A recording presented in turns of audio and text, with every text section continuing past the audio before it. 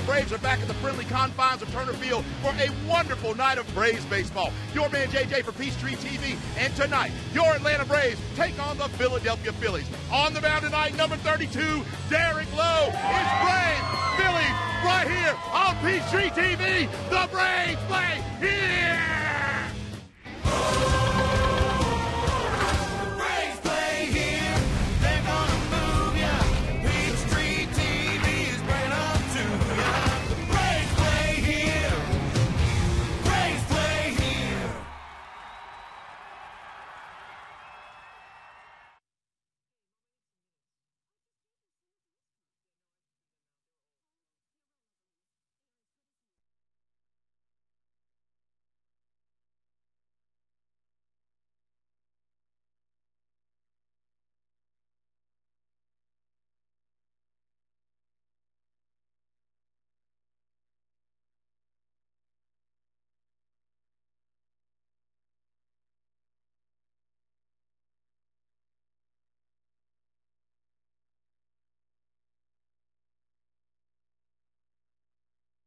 Is the National League's Eastern Division, and they get the first crack at the division leaders. The Philadelphia Phillies are in town tonight. It's game one of a three-game set, and we have all the action for you tonight here on Peachtree TV. Hi again, friends, with my partner Joe Simpson. Chip Carey, a great off day yesterday for the Atlanta Ball Club, but now it gets serious. Partner, the All-Star break just a couple of weeks away, and a chance for the Braves to make up some big-time ground against their division rivals. Anytime you're playing the first-place team, there's a little more incentive because there's a two-game swing on every game. And when you look at these two ball clubs, they're a little bit mismatched in that the Phillies have good hitting and no pitching. Braves have very good pitching and no hitting. Phillies first in homers, slugging percentage, and extra base hits. And in those same categories for the Braves pitchers, they're first in allowing the fewest homers, the lowest slugging percentage second, fewest extra base hits, they're tied for fifth. Now, keep in mind, this Philadelphia Phillies team is coming back to Turner Field for the very first time this year. That's a bit of a shocker this late in the season. But last year they came to town. They won all 9 games. They went 9-0 at Turner Field, swept all 3 series. However, they may be the world champions. They're not exactly playing like world champions, Chip. If you take away their series against the Washington Nationals, they're 10-2 against the Nats. They have a losing record this year, too. And Jimmy Rollins really slumping badly. Raul Ibanez is disabled. No timetable for his return. So maybe, just maybe, the Braves are catching the Phillies at a most opportune time. We certainly hope that'll be the case. We'll take a quick break, come back and tell you more about this Braves and Phillies matchup on Peachtree TV right after this timeout.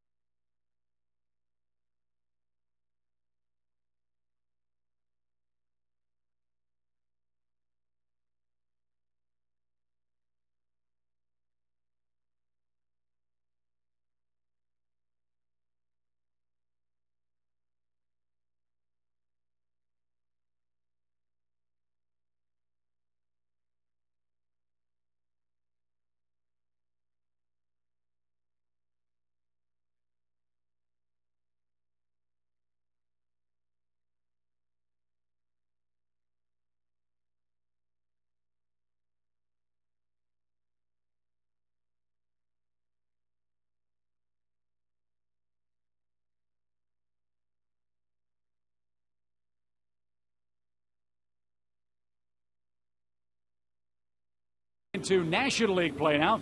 Joe Simpson, Chip Carey with you. The Phillies have a 5-game lead, as you mentioned. They've played great baseball here, but this is really a crippled Philadelphia club that meets in Game 1 of this series. Well, Raul Ibanez, you mentioned him earlier. He's been the guy, maybe the best free agent pickup of the year for any team, but he's on the disabled list. And the guy at the top of their order is the guy that's really been killing them, and that's Jimmy Rollins. Check out this season average of .211. Are you kidding me? He's just a couple of years removed from being the MVP. He's been benched the last 4 games, as they said, to try to clear his head. He's back in there tonight. That's one of the changes tonight for the Phillies. Nate McLouth is not able to go tonight for Atlanta. That's certainly a big disappointment for the Braves, nor is Yunel Escobar in the lineup.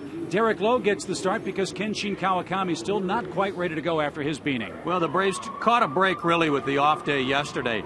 This would have been Kawakami's turn to pitch, but because of the off day, after he got hit on the neck by that line drive from Jabba Chamberlain against the Yankees, but because of the off day, Derek Lowe can pitch on regular rest, so he will go tonight. But the thing about Derek Lowe, he's probably in maybe one of the worst stretches of his career. He's lost 3 straight games. The Yankees really worked him the other night. He only worked into the 4th inning before he had to be taken out of the ballgame. He's 0-3 in his last 3 starts, but check this out, 26 hits in 11-plus innings. Are you kidding me? Even he has admitted that there's something wrong. His ball's not sinking. He's got to get that ball down a little bit. And this Philadelphia club, one that he has dominated in his major league career. And now that we're done with the formalities, the most important question: are you wearing your lucky underwear tonight? I have been, yes. And I am too, so that's certainly good news tonight. You see the smile on my face. You're right, and me too. We don't want to see a commando act in Game 1 of this series. It's the Braves and the Philadelphia Phillies from Turner Field. Lineups coming up next.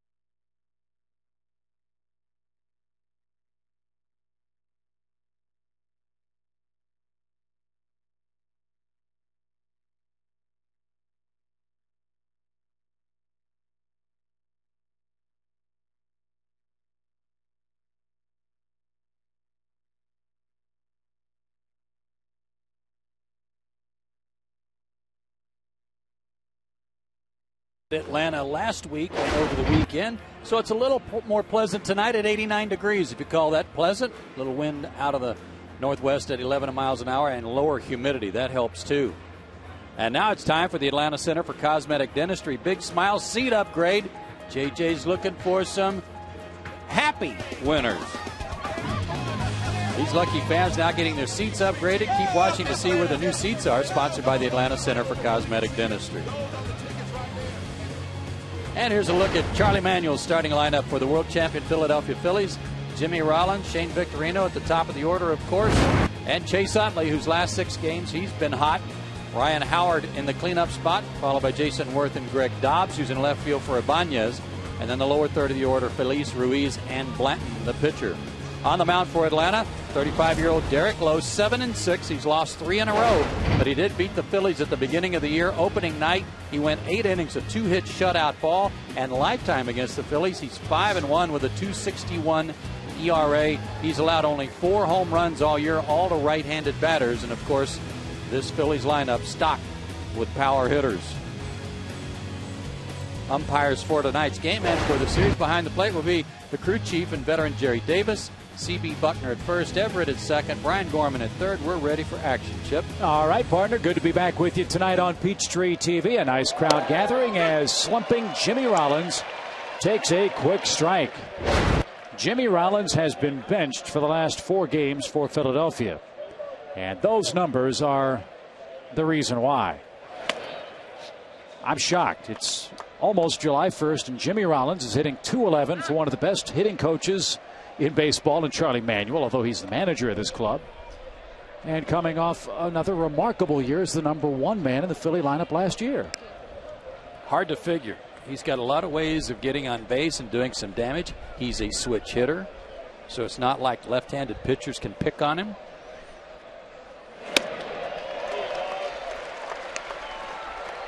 And if you've had 4 days off, as they put it, to clear his head, and you come up and all of a sudden you got to mess with Derek Lowe, who you're only 7 for 23 against anyway, and 0 for your last 19, not a good thing. And he's 0 for his last 20 at the plate. Jimmy Rollins strikes out to start this game. Here's the defense for Atlanta tonight. In the outfield, left to right, it'll be Anderson, Blanco, and Francoeur. You see Blanco in center for McLouth again. Hernandez at shortstop, Prado at second. Jones and Kochman on the corners, Brian McCann doing the catching. Shane Victorino's been hot, but the Braves have punished him this year. Just 2 for 26 against Atlanta at the plate.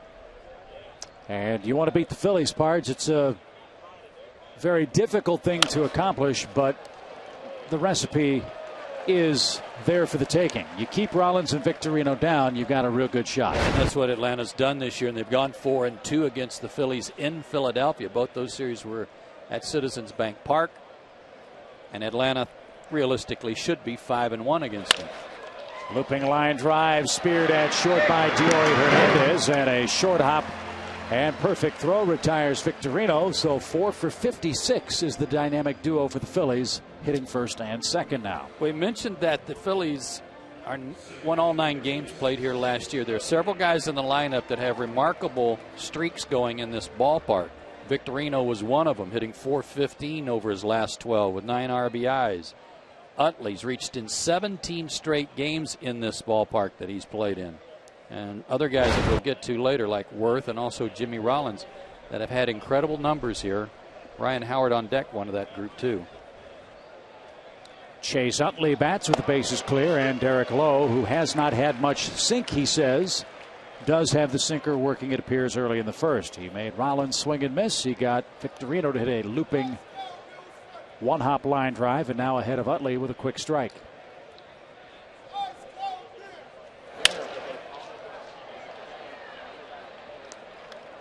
And quickly now 0-2. Utley with 16 home runs. Leads second baseman in homers, slugging percentage, runs, total bases, and walks. He's a total package. And despite the injury to Ibanez, despite Rollins' problems, this team is still an offensive force. They're second in the league in runs, and as we showed you earlier, first in homers, RBIs, slugging, and total bases. It's not the hitting. It's the pitching for this team. And they are averaging 1 run per game more than the Atlanta Ball Club offensively. As you mentioned, they are a team that has to outslug you, at least at this point. They are in the market for the starting pitcher. In fact, talking with some of the Phillies before the game, they thought they were very close to getting Mark DeRosa before he ended up going to St. Louis. Can he pitch? He can't pitch, but he can play all over the infield and outfield, which would give some of those regulars for the Phillies some time off. That guy can pitch, and we'll see him tomorrow. Cole Hamels. He had a frustrating outing his last time out and got taken out of the game and then was ejected by the umpire. That was up in Toronto, and after that game, the Phillies held a closed-door 20-minute meeting with Charlie Manuel, and They came out and roasted the Jays the last 2 times out. So I don't know if clubhouse meetings work or not, but certainly something changed for the Phillies in their last 2. And now Utley, a 2-2 count with Derek Lowe in the opening frame. In the air to left, Garrett Anderson in a step, now over to his right. And Derek Lowe has an easy first inning. No offense for the Fightin' Phils as the Braves are coming up against right-hander Joe Blanton.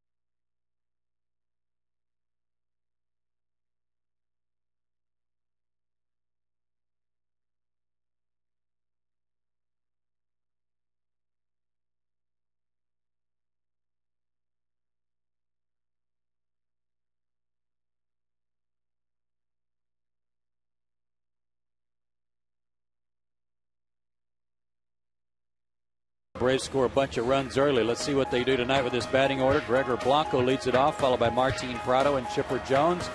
Brian McCann will bat cleanup, and Garrett Anderson, who has hit in 16 of his last 18, will bat fifth, followed by Casey Kochman, then Francoeur, Hernandez, and Lowe.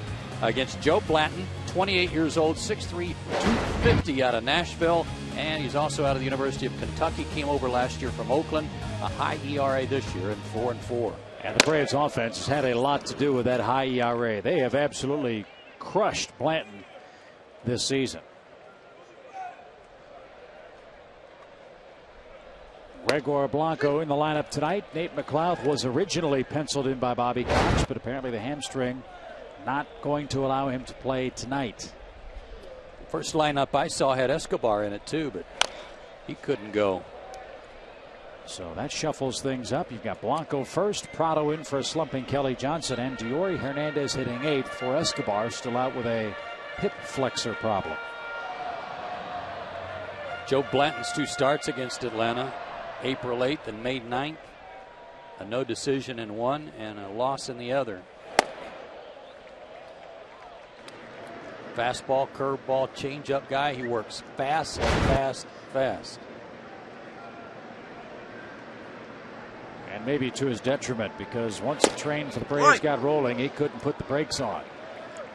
And he runs the count full to Gregor Blanco with Prado waiting next.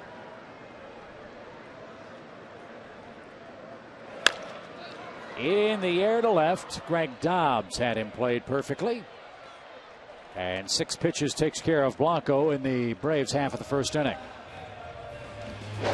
Here's the Phillies defense tonight. Again, Dobbs playing in left field for Ibanez, then Victorino and Worth. Got Feliz at third base, who's second in the National League in fielding. He's only made 4 errors at third base. Rollins at short, Utley at second, Howard at first, Ruiz the catcher.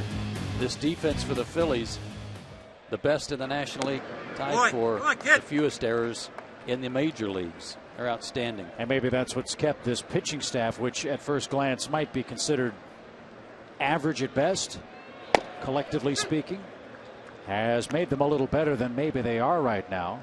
They're without Brett Myers, who's out for the rest of the year. But pitching and defense go hand in hand, and as you mentioned, the Phillies are a team that can hit it out of the park. They can score runs in bunches. They can catch the ball. They can steal bases. But can they win by outscoring people consistently? Around the horn defensively, Phillies with 4 errors, Rollins with 3, Utley with 5, Howard with 4. That's terrific work by their infield. And Howard made more errors at first base last year than any first baseman in the game, 19. And he's really improved on that. Ground ball to short. Jimmy Rollins scoops it up. And Prado's retired for out number 2. Here's Chipper Jones. Braves need to get him going. Not surprisingly, as the Phillies, Jimmy Rollins goes, so goes their offensive attack. The same can be said of Chipper Jones, who's 5 for 23 on this homestand. Chipper's woes are a little hard to figure, only because he's not striking out a lot. And he seems to be, as he puts it, barreling up some baseballs on the sweet spot of the bat. He's just not finding too many openings. And he said in the papers this morning, look, the law of averages is going to catch up with any hitter. He's a guy that flirted for much of the first third of the season in 2008 with a .400 batting average.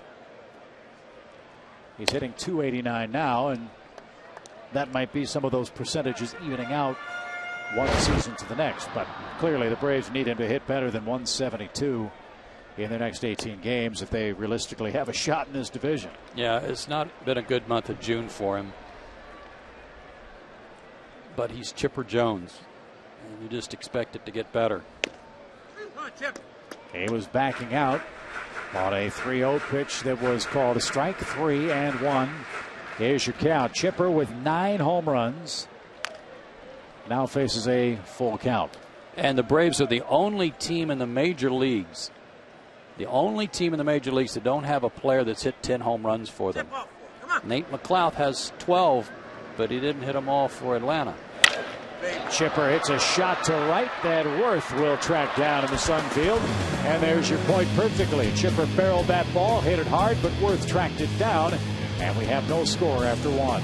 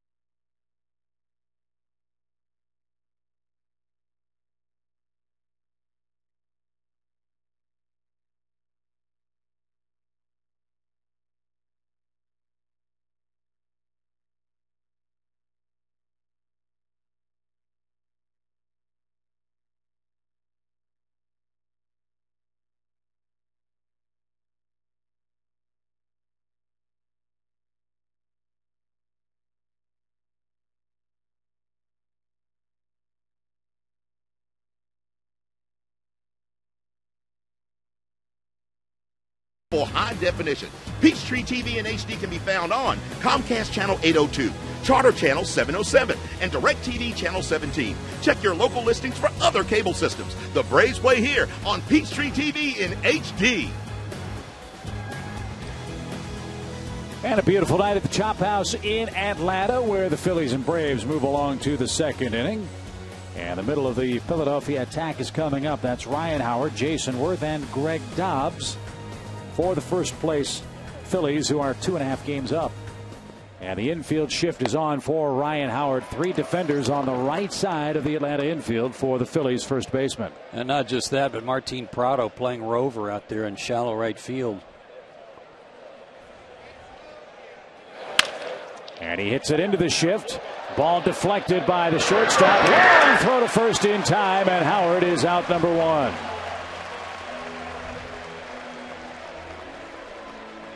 That should go. Was it 6-4-3 or 4-6-3? I don't think it got his glove, did it? 4-3.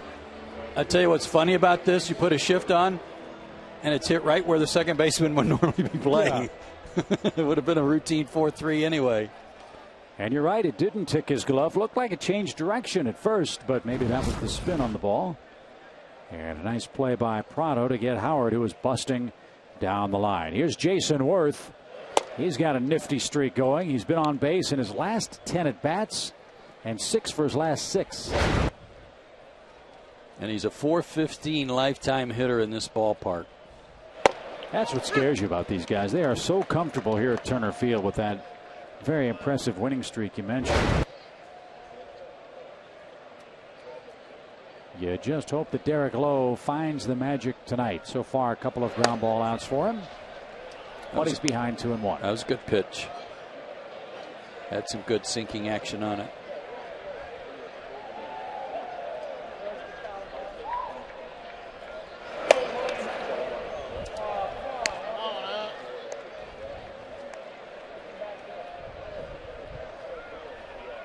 Phillies just swim around waiting for everybody to kind of catch up to them. Everybody in the National League least is appreciative. That's a very good way of putting it. I mean, in June, Phillies are 11-14. There's only one team in the division above 500 this month. There are the standings overall. And what has to be so scary for you is if you open up the newspaper from 1 year ago to the day, the first 4, the whole division stacks up exactly the same. The Phillies had a 1-game lead over Florida. The Braves were 4 back last year at this time. So the Phillies haven't gone on a run yet. Neither have the Braves, who I think it's Atlanta and Florida maybe neck and neck for the best pitching, at least starting wise in the division. Yep. Just got a hit. Yep. But everybody's looking for the same thing. Fly ball center field, well struck. Blanco frozen for a moment, can't get it. It's off his glove. Worth had to go halfway. He was at second when the ball was deflected, and he'll make third without a play. And Greg Dobbs and Worth in scoring position with 1 out. Ball was hit right at him. Typically the toughest play for a center fielder to have to make. And Gregor got caught a little in between here, then broke back too late. Did get his glove on it, and looked like he had it. Just couldn't hang on to it. And when Worth saw the ball hit the glove, he froze. So the Braves will intentionally walk Phillies. Dobbs on base now for Philadelphia. Still awaiting the official scoring on that play. As Lowe's sinker sunk right into the middle of the hitting zone for the Phillies left fielders. So 1 more for Phillies, and they'll be loaded for Carlos Ruiz, the catcher.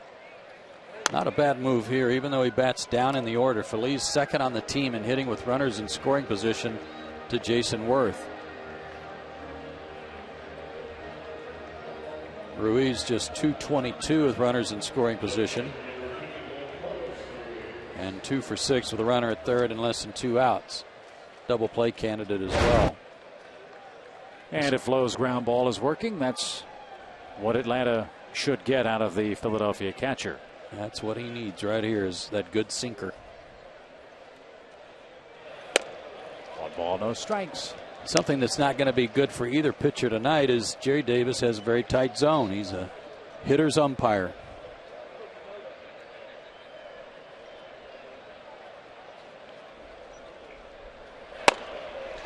That one in there to even the count. You scout the umpires as a player?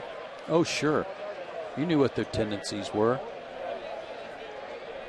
I would imagine in your day it was a lot easier in that you only had half the number of umpires in your league. That's right.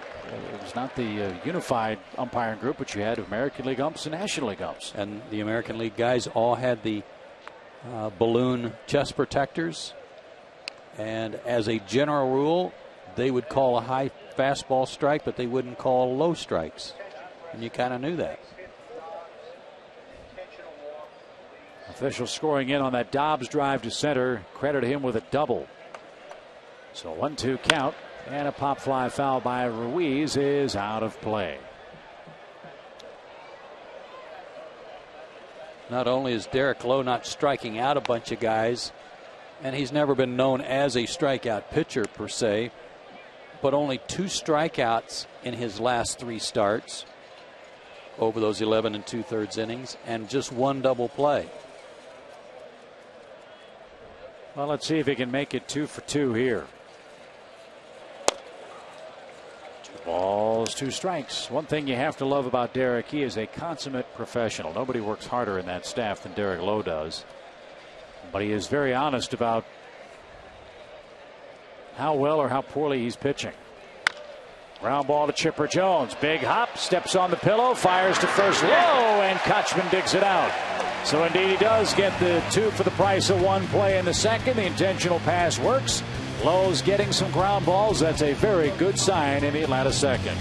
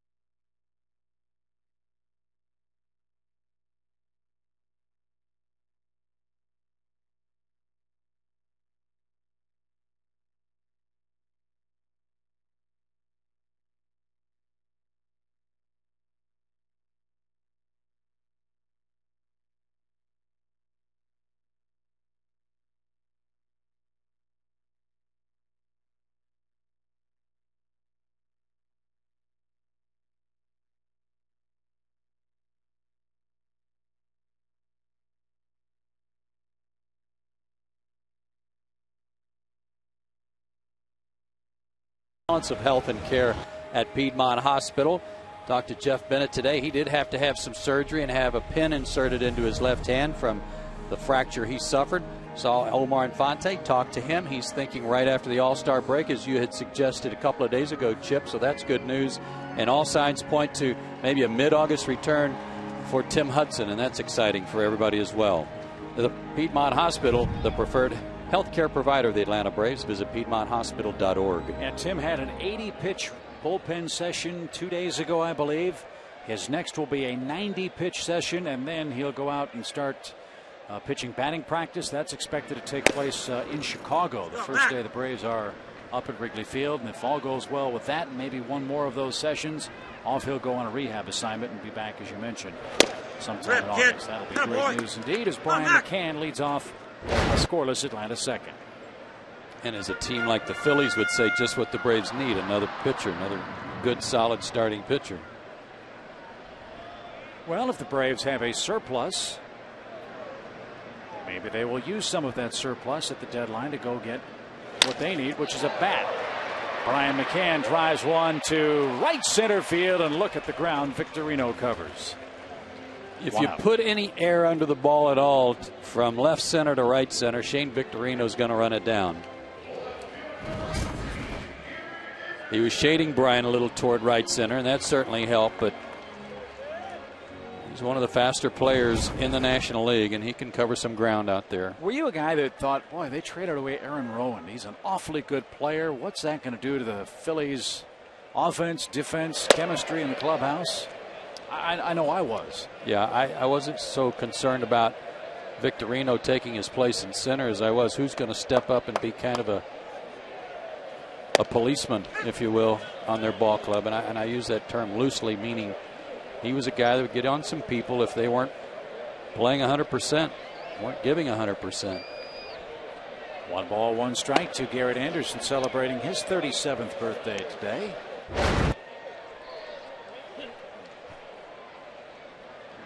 And he's got a 4-game hit streak. His average up to 284. And now the count to him, 2 balls, 2 strikes. John Smoltz pitching for the Red Sox tonight has a 4-0 lead as they play in Baltimore.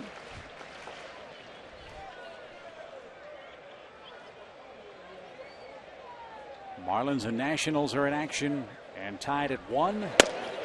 Mets and Brewers play at 8 o'clock tonight, and Garrett Anderson has a seat. 2 quick outs, first strikeout for Blanton. Again, Blanton's not going to knock your socks off, blow you away with any high-powered fastball. He's just around the zone, and that's evident in the hits he's allowed this year. 93 in 83 and 2/3 innings coming into the start, and a .278 average against him. 17 homers allowed. Some of that you'd have to figure a product of Citizens Bank Ballpark. No question. He's out of his first 14 starts, only 2 have been homerless. And I can't think of a pitcher whose baseball fortunes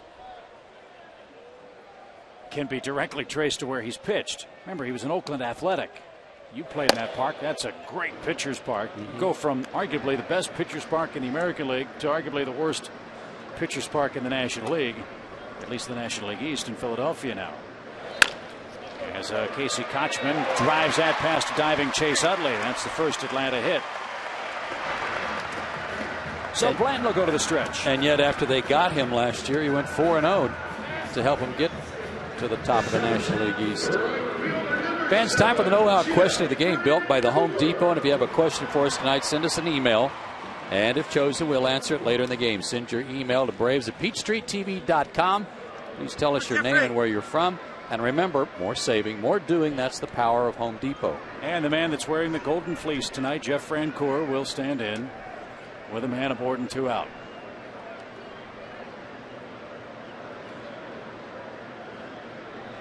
We're talking, of course, about Jeff in the newspapers yesterday or today. Talked about he's got a lucky pair of undies.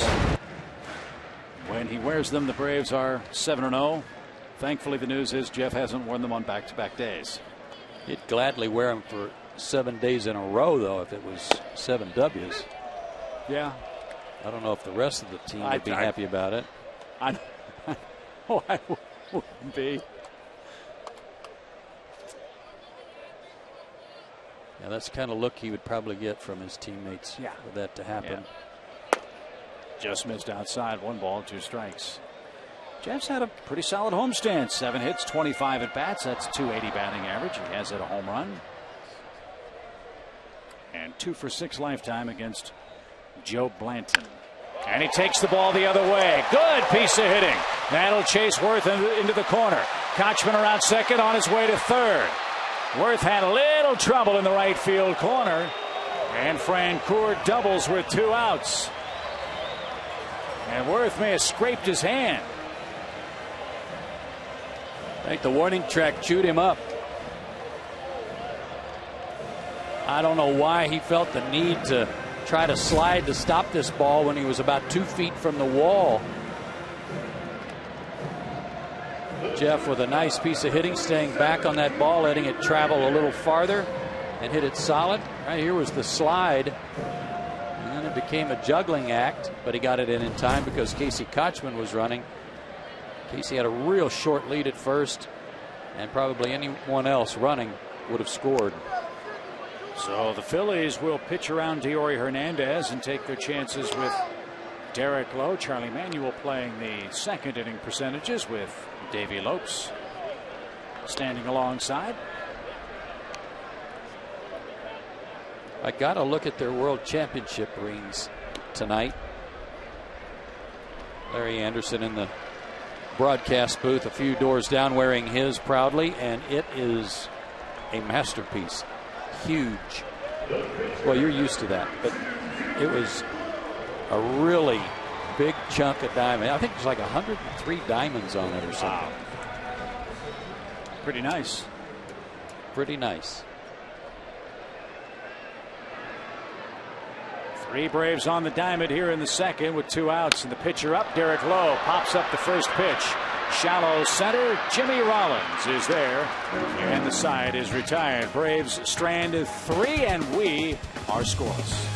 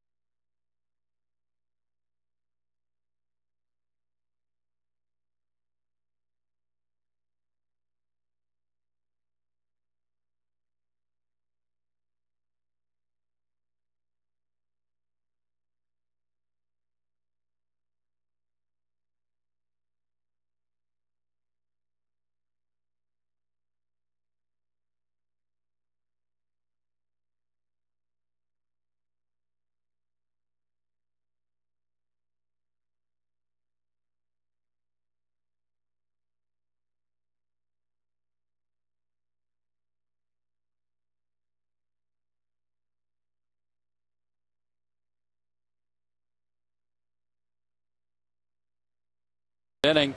And remember our seat upgrade ticket recipients? Well, here they are. They get the Big Smile seat upgrade sponsored by Dr. Deborah Gray King in the Atlanta Center for Cosmetic Dentistry, the place in Atlanta to get a beautiful smile.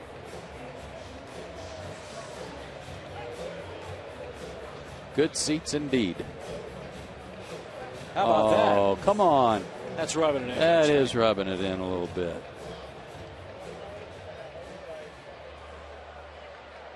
There's Larry Anderson. Check out his gold or silver down here. Even from a distance, that thing will knock your eyes out. What do you think Larry's looking at on the computer? He's checking out the scouting report on how Joe Blanton has done against Derek Lowe. And if he can find that, more power to him. Yeah. Blanton hasn't had much luck against anybody. 7 strikeouts in those 19 at-bats. And Derek Lowe promptly 3-0 against his pitching opponent.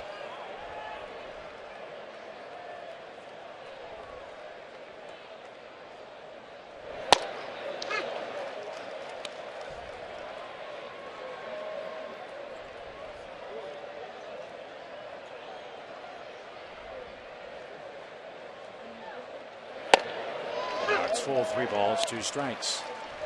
Mentioned the Phillies pitching. We mentioned briefly too Brett Myers out. That's a big loss for them. Myers had been rather inconsistent for them, but still was a presence, a #1 type guy that can pitch at or near the top of your rotation. They've lost Antonio Bastardo. He's going to miss a start with a sore shoulder. He's a talented young lefty. But now it's up to Happ, Hamels, and Moyer, along with Blanton, to try to get on a run for the Phillies, and that really hasn't happened for anyone with the exception of Happ, who's unbeaten this year. And he will pitch here Thursday against Javi Vasquez. Hamels and Jurgens tomorrow. Strike 3 over the inside corner. Blanton thought he earned ball 4, but he won't complain. He's hoping Jerry Davis will give him that call when he takes the mound himself. He thought it was high and maybe a little tight. Now it's time to take a look at the SunTrust Solid Performer, brought to you by SunTrust. Live Solid, Bank Solid. Best team ERA in the majors entering tonight's play. And the Atlanta Braves tied with the Cardinals for the 4th best ERA in the major leagues. Jimmy Rollins, first pitch swinging this time. He's 0 for 2 and 0 for 21, and 2 for 30 against Atlanta pitching.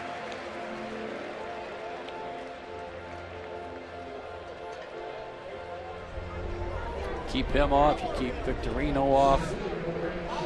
Even if Utley and Howard collect some extra base hits, hard to get a run in if there's nobody on in front of you. Victorino grounded out to short his first time up. His average at 295 now. This guy, an electric performer. You mentioned his great speed. He can do a lot of things for you.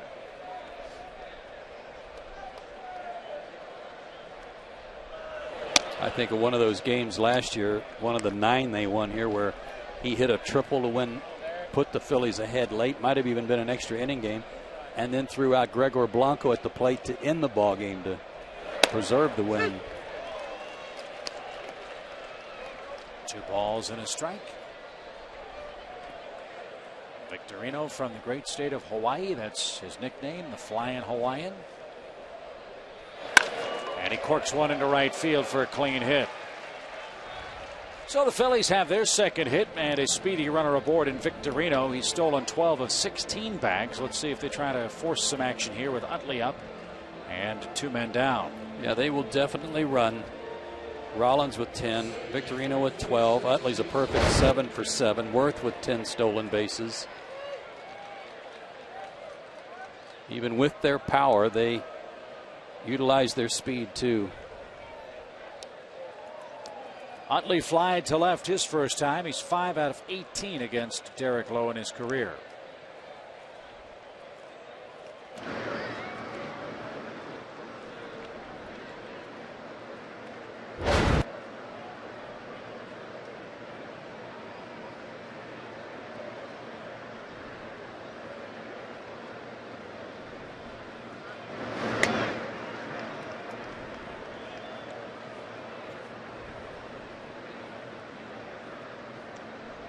So he's 12 out of 16 this year, and great percentage against right-handed pitchers in his career, 76 for 89.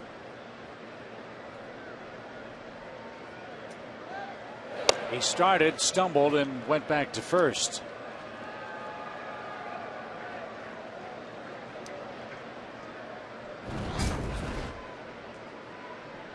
Crossover, but changed his mind.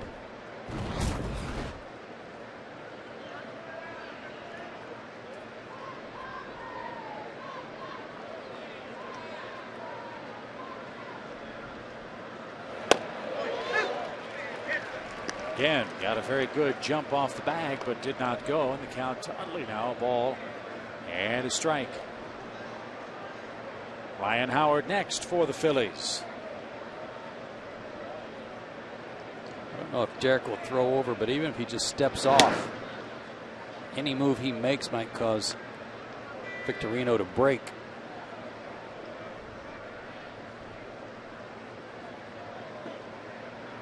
The HK patch on their uniform to honor Hall of Famer Harry Callis, Hall of Fame broadcaster. He passed away earlier this season. All 2 strikes. And yes, Harry is certainly missed by all of us in the broadcast booth, and certainly in the Philadelphia broadcast audience.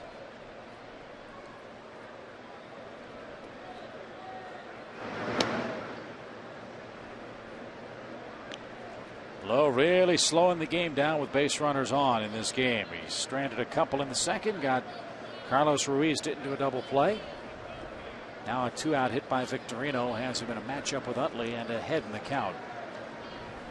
Victorino got a good jump, and Utley spoils a good pitch.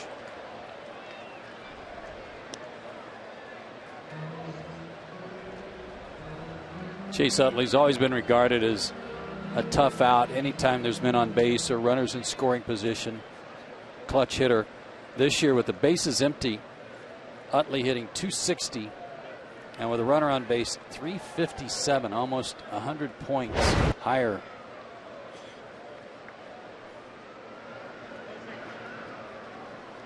And you've been bragging on this guy for a long time. I think 3 years ago you said, watch out, Chase Utley's going to win an MVP. I just think he's one of the best players in the game in his all-around play. The other 2 second basemen, by the way, Jeff Kent did it 6 straight seasons, and Charlie Gehringer 5 straight.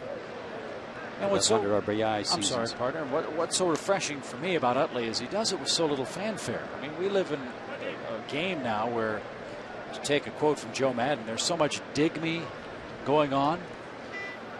I mean, Chase Utley just does his job, does it well, looks at the scoreboard at the end of the day, and that's all the satisfaction it seems that he needs.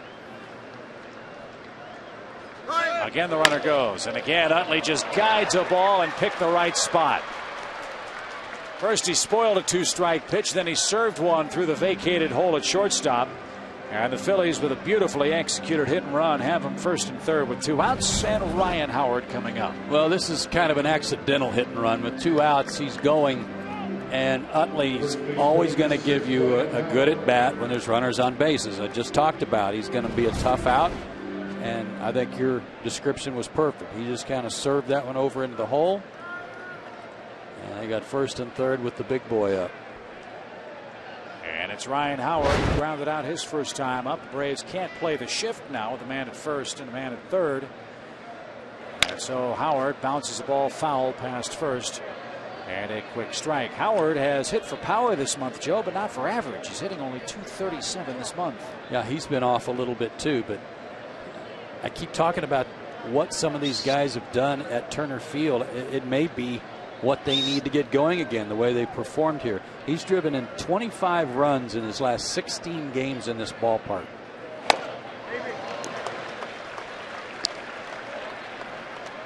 Oh, 2 here. Next couple of pitches, don't put anything near the strike zone, and be aware too that he has tremendous power the other way. You can't just serve a fastball away. You got to go way out there like that. That's what makes Howard so tough. Many think he just hits cheap home runs into left field at Citizens Bank Ballpark. That's not the case. He can hit it out to left here, and this is a big park. Again, low, pitches him away and misses. 2 balls and 2 strikes. There you go. It's not just in their ballpark where he does damage. And has 197, as you see, for his career. Swing and a drive. Rocketed to right field. Francoeur can't get it. And that is a 2-base hit. Ryan Howard hits a rifle shot. And with 2 outs, the Phillies score first. Chase Utley in between third and the plate, looking at Jerry Davis to say, I would have scored if that had stayed on the field of play. And he's right, he would have.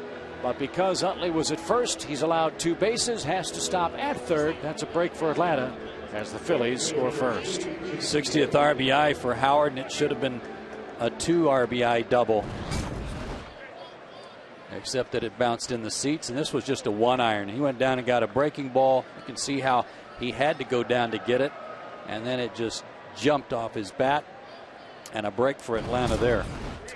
35 RBIs in 35 games at Turner Field for Ryan Howard.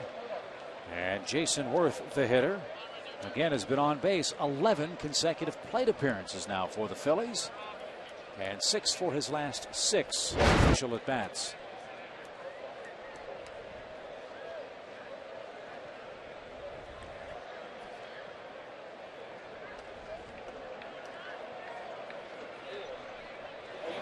It's a funny game, isn't it? How teams will say there's ballparks or players against whom or in which they have absolutely no luck. And the exact opposite is true. No matter what that opponent does or no matter how the other park is playing, they absolutely dominate. And the Phillies find themselves needing wins in a place where they've swept 4 of their last 5 trips. And as Joe mentioned, have won 9 in a row in Atlanta. Can't let that happen, because you don't want them to get it in their head. They can come in here and handle you anytime they want. Braves took care of business up there with the exception of 1 game when they let a 10-3 lead get away. Otherwise, Atlanta would have won 5 out of 6 up there. And now low after an 0-2 start, runs it full, and his pitch count climbing noticeably. He is at 59 on a warm night. That's one thing that has been missing, the crispness and the quickness with which Derek had gotten outs before this month of June.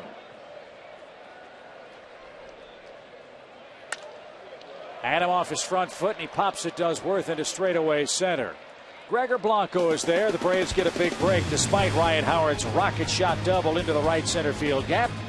Shane Victorino scores the game's first run. It's 1-0, the Phillies in front.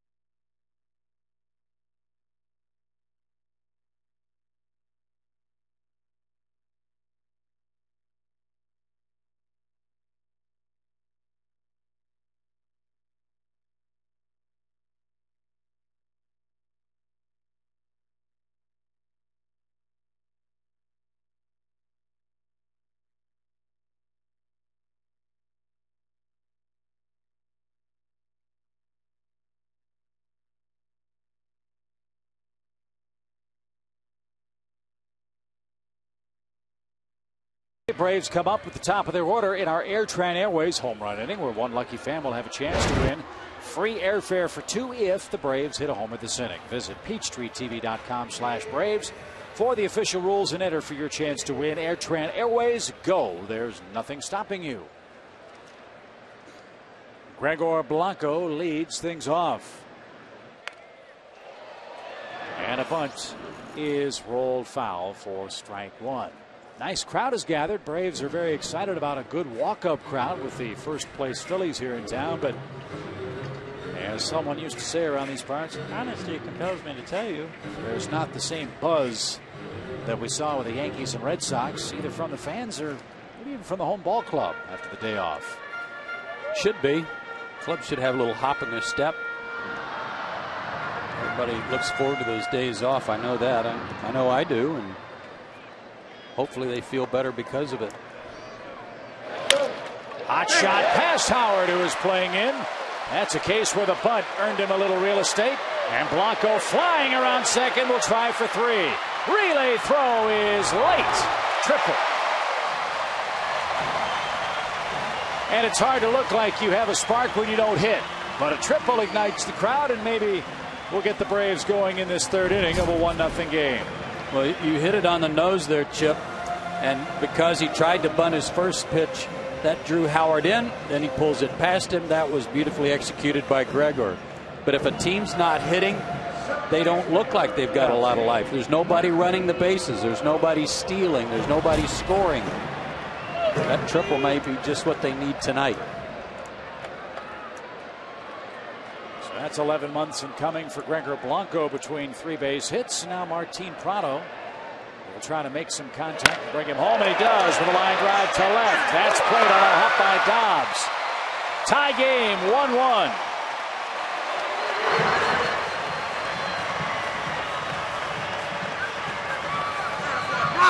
We keep saying this about Martin Prado, and it just continues to be true, is that he knows how to play this game, and he plays it well.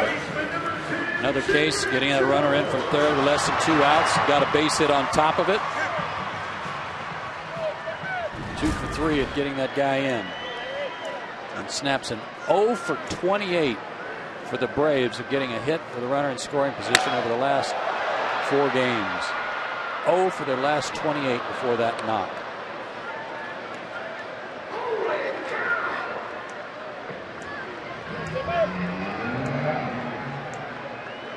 So, yes, you have to credit the opposing pitching staff to a certain degree, but the numbers are even worse with men on base in the previous 4 games for Atlanta. Forget just scoring position as Chipper swings awkwardly, and down to a knee is he.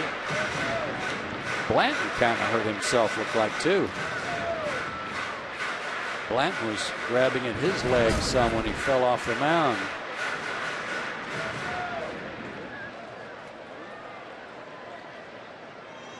Chipper may have turned his ankle a little bit, his back foot.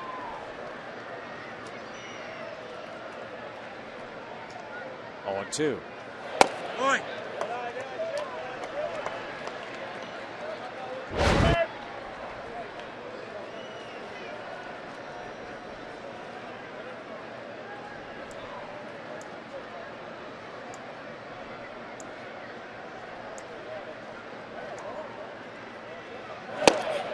And Chipper down swinging. Tough pitch.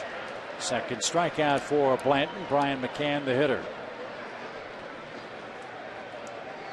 Blanton's last start against Tampa Bay, he pitched 7 innings and only gave up 2 runs and struck out 10, but got beat by the Rays. 7-1 was the final.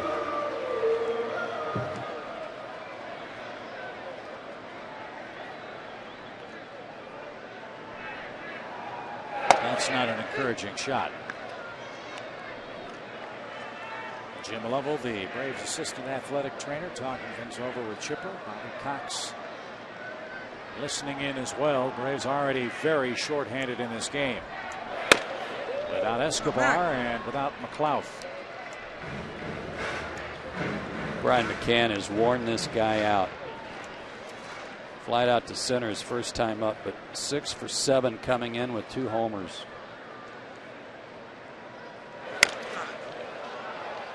That's popped up.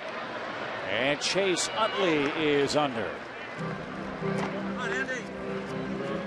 So Blanton wins that battle. In fact, he's gotten McCann twice now.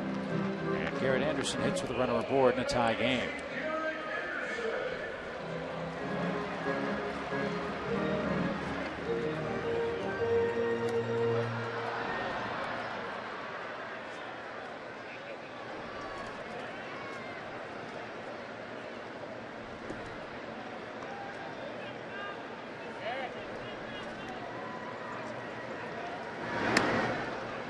Well, here's a spot where you'd love to see Anderson run into one. Joe mentioned the Braves, the only big league team without a man hitting 10 home runs or more on their roster. And this is kind of how the Braves have had to score last 2 weeks. 2, 3, 4 hits in an inning without a long ball. And when they don't get those hits, quite obviously the offense grinds to a halt. Triple, single, strikeout, pop out. There we are, 2 outs with Anderson up. Oddly enough, the only other team that had not had a player hit as many as 10 homers was the Mets. You can believe that. Sheffield hit his 10th yesterday. Wait, that boy. That too has got to be a product of their ballpark, Citi Field. It's not a home run hitter's paradise. Well, that and their injuries to Delgado and Beltran. Reyes, not that Reyes would have had 10, but Sheffield was picked up at the end of spring training after Detroit let him go. I think David Wright has 4 home runs. David Wright. Come on, Andy. One of the game's bright young offensive stars. Big time power guy. On pace to hit about 8 home runs this year. That would be a shocker.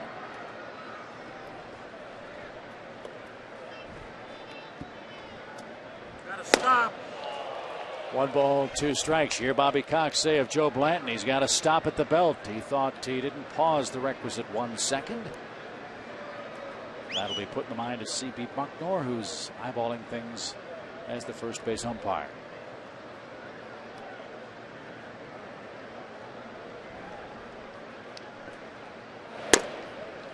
Blanton's pitching inside more tonight than I've seen him.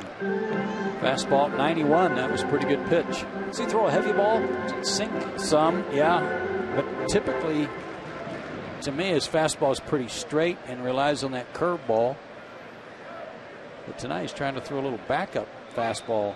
Runner goes, good jump, and the Phillies guessed right. Jimmy Rollins right at the bag is able to make the play, step on the bag, and avoid an on-charging Martin Prado. No homers for the Braves in the third, but they tie it up in our Airtrain Airways home run inning. Make sure you register at PeachTreeTV.com/.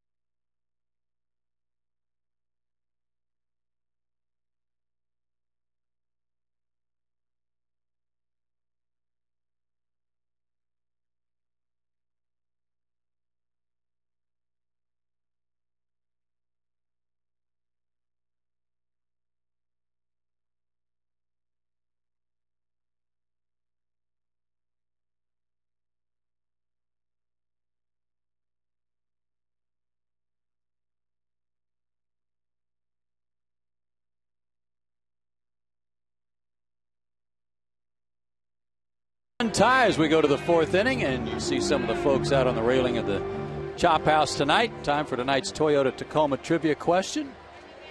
Driving right down the connector out there. Since 2000, which player leads the National League in total RBI in the All-Star games?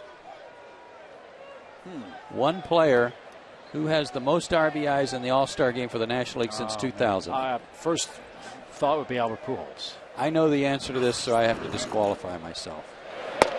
You've been disqualifying yourself a lot lately.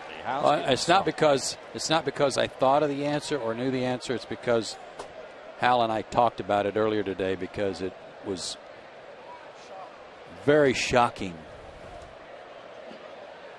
So I guess Albert Pujols isn't the right answer. That is correct. So National League All-Stars since 2000. Now, let's see. Hal usually likes to have some relevancy. Well, I want to tell you this. Ground ball to second off bat of Greg Dobbs. This person has 5 RBIs, Hal, or 6? 6 RBIs. A couple of other guys have 3, and everybody else has just 1 since 2000. That'll give you.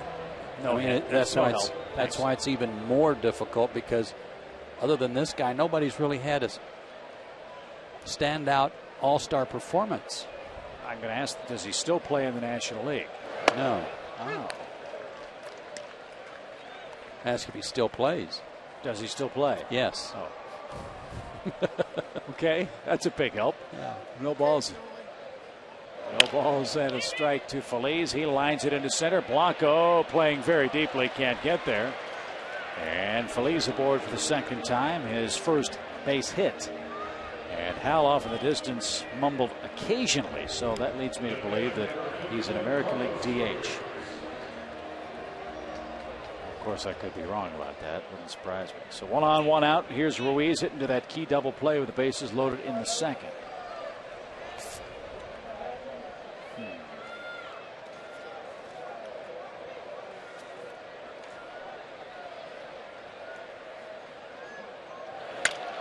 Pop fly foul.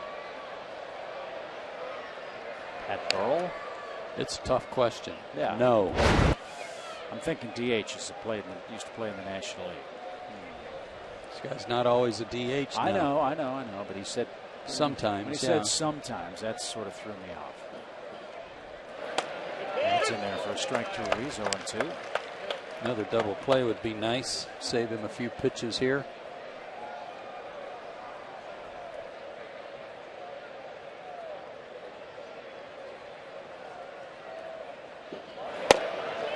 Infielder or outfielder? Outfielder. Okay. Great starters ERAs in June. You know about Vasquez and with tough luck he's pitched in. Tommy Hanson 4-0. And the guy that has the highest ERA is Derek Lowe for the month of June. Matt Holliday? Incorrect, sir. Good thought, though. Uh-oh, line drive hit hard to left, but Garrett Anderson takes a zigzagging route, and he gets there. Ruiz hit it hard for the second out. Back to first, Phillies, and Blanton will bat. So it's not Holliday. Jose Guillen. That is incorrect. Getting warm. That doesn't help either. Well, you're in the right division. Right division, okay. No, you're not. No, you're not. Never mind. No, that's not right. No. You know how short-term my memory is. No, you're not. It's not Miguel Cabrera? No. I want to go down every team. Wrong division. Oh.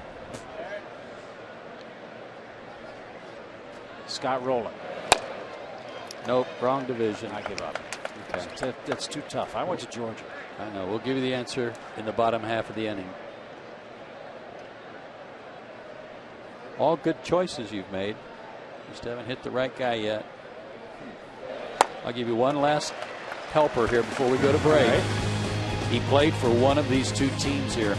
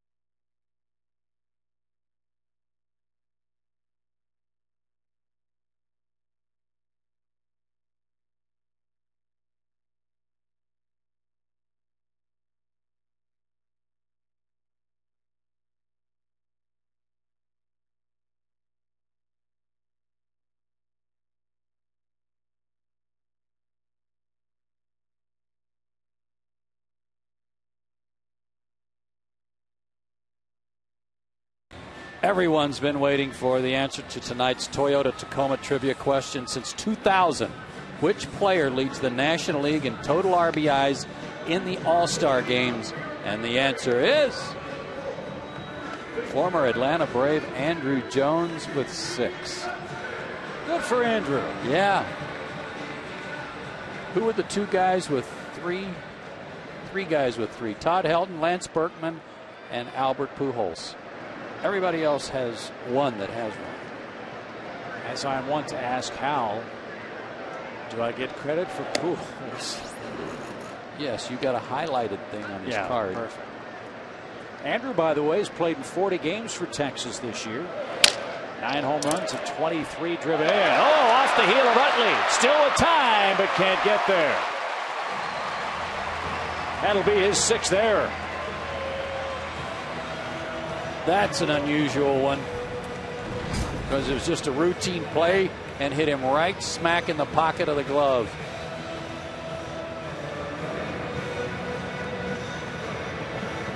Caught the heel, then he slipped, ran to get it, threw to first, and missed getting Kochman by a step. I wonder, too, if you look very closely at the cut of the infield, right where it meets the outfield grass, that's all been resodded out there. Mm-hmm. Wonder if he clipped his heel on that uneven grass out there that's trying to take root. Frenchie! Might have. Kid! Might have, but when it hits on the heel of your glove, that's probably the most padded part of your glove, and ball's liable to spring anywhere. Jeff Francoeur grounds deep short. He's 2 for 2. We'll do the turkey dance first with Joey Hernandez with 2 on and nobody out. Pitched him away and he hit it to right field for a double. Jeff was smart, looking for something middle of the plate in. He got something in, pulled his hands in a little bit, found the hole. Short, quick swing there. Something cooking here in the 4th. So Jeff 9 for 27 on the homestand. Here's Hernandez, 2 on, nobody out. He bunts it foul. And Jerry Davis says he was still in the batter's box when the ball ricocheted and hit him. Otherwise, he'd have been out. Looked like he was bunting for a hit.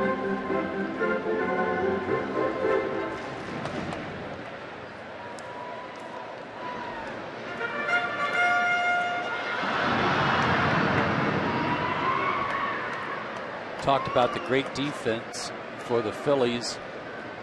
That leads to very few unearned runs. There's the bunt. Phillies had better hurry. And he just did get him. That'll be ruled a sacrifice.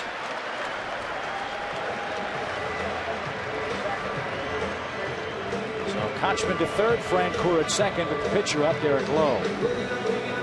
Only 2 unearned runs allowed by the Phillies pitchers all year so far. The runner at third would be an unearned run. Good bunt by Hernandez. And a bit of an unusual move here in that the pitcher's coming up next. But when you're struggling to score runs, it's kind of like, hey, doesn't matter who's up. If you put runners at second and third, Eury Hernandez 6 for 46 on the year. Why not? And Derek showed, at least in the second inning, he can make contact. And here's a spot where you figure the Phillies, well, they're going to play in with Lowe, but if he can launch one over the infield and hit it deep, Kochman will have a chance to come home and unlock this ball game. And at the plate this year, Derek Lowe, 24 at bats, he struck out 6 times, so 1 in 4 chance he won't make any contact. Victorino and Worth in center and right, very shallow. Infield's going to play back, except at the corners. Yeah, they'll give up a run if Lowe can hit it up the middle. Try to stay in the big inning. And Blanton misses, 1 ball and no strikes.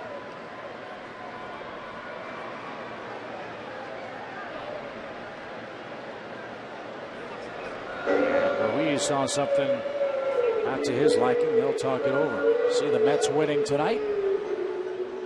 Trying to snap a 4-game losing streak. Johan Santana's on the mound for the New York National League Ball Club. That's kind of demoralizing to any team the Mets play with Santana on the mound. They get 2 in the first. It's like, uh-oh. Yeah. Might be a long night. But certainly the Brewers, with their bats, can overcome that. And Milwaukee leads the Central now by a game over the Cardinals. That'll be a great race all summer long. 1 ball, no strikes. And now way outside, ball 2.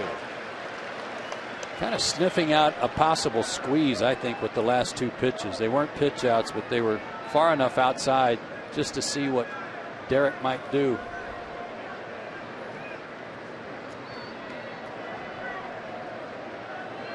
You don't have a fast runner at third. That would be a risk. And Lowe lifts his right foot, takes the strike. And the count 2-1. Come on, kid. Well, we're seeing a lot of guys stealing home in baseball this year. Gary Matthews did it the other day for the Angels. Brett Gardner has done it. Jacoby Ellsbury has done it for the Red Sox.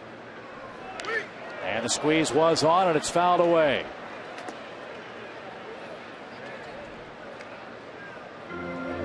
So now you figure the squeeze is off with the 2-2 count. Yep. Like he got squared around in time and actually got a good pitch to bunt. Fastball that was up, but he didn't get the bat out in front. I had it back. Now the infield comes in with 2 strikes. And that's in the dirt to fill up the count, 3-2. The Braves' inability to bunt, especially Jair Jurgens in his last start, cost him a run. Your team is struggling to score like the Braves are. Pitcher can really help himself. And that's what Lowe will try to do here in the 4th. Might be squeezing here. He swings and he misses. 2 out. So an error, a single, 2 bunt attempts, and then a strikeout sends it to Gregor Blanco, who tripled and scored the lone Braves run back 1 inning ago.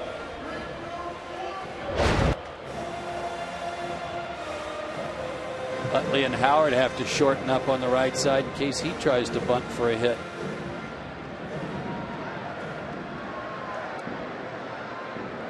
And if they don't, that's a good place to go. Jam him, and Blanco fouls it away.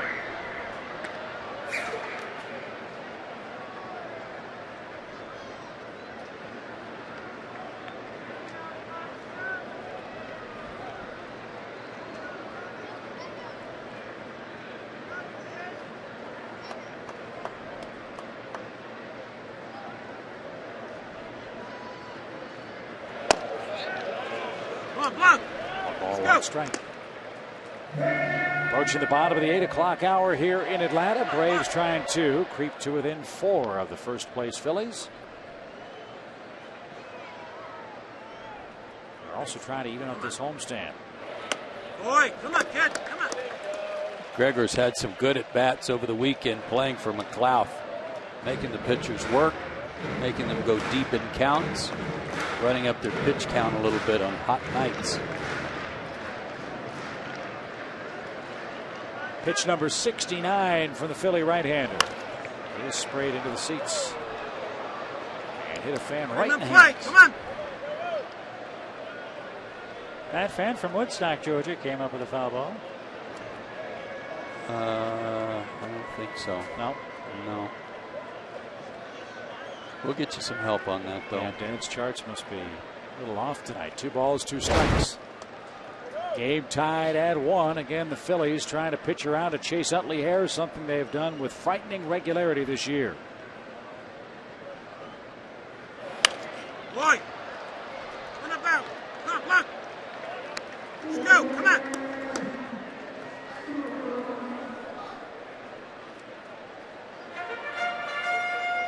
That first fan was from Cartersville, by the way.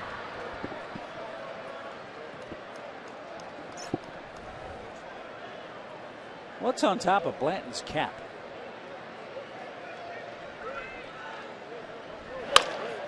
Ground ball to Utley. And the throw to first takes care of things for Atlanta. They had him. 2 on, nobody out, and could not break the tie. Blue dot, isn't it?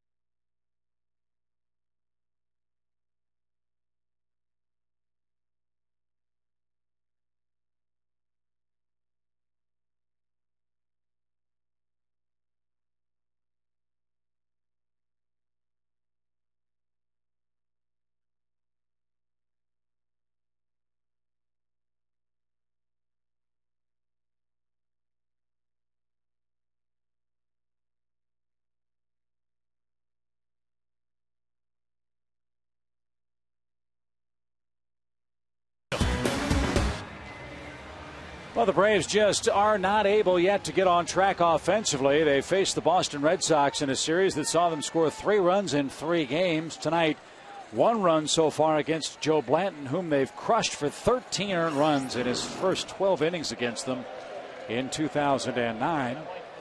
And now Derek Lowe to work against Jimmy Rollins. Top of the Phillies order up. Victorino and Utley to follow next. 9 total runs in that Red Sox series with Atlanta. That's a pretty good pitching. Yeah, it was an excellently pitched series. And the point you made a moment ago, all those runners in scoring position, all those chances with men on base, not just in the Boston series, that's been a trend for Atlanta this year. It's been a very streaky offensive club, and to a certain degree tonight, you give a pass, McLeod is out, Escobar is out. And that hurts.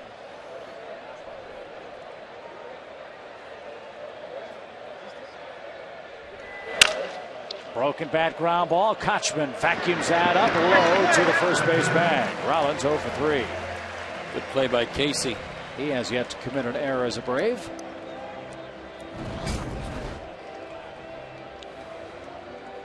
Hit sharply, wide of him, and then he has to make a perfect feed to Derek Lowe with Rollins. Well, Rollins wasn't running hard, so never mind. I was thinking about a fast runner, putting some pressure on the defense.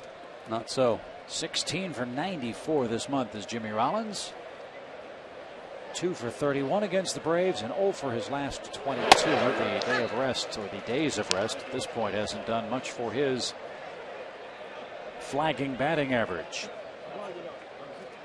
Victorino down a quick strike. He has singled and scored the lone Philly run. Phillies got a bad break when they scored. As that one pinwheels into the stands.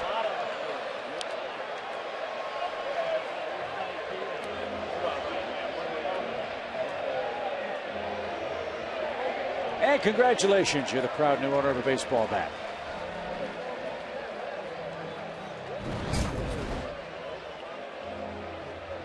Well, he gave it a Hawaiian fling. And unfortunately, it looked like it missed everybody's noggin. Yes, aloha does indeed mean goodbye. So Victorino back to work, 0-2 to the Phillies center fielder. 15 runs in the last 13 games he has scored in this ballpark. And Joe mentioned all the streaks these Philly hitters are. And again, when you win 9 in a row in some place, you're going to have some very impressive offensive runs, and they do.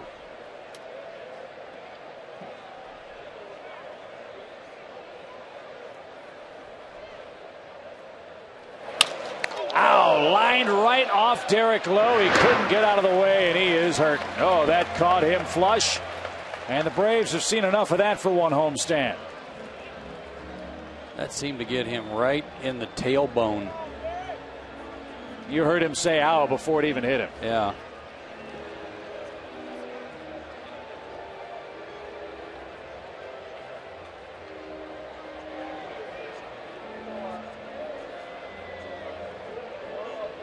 Actually lower than the tailbone, like right up under the cheek.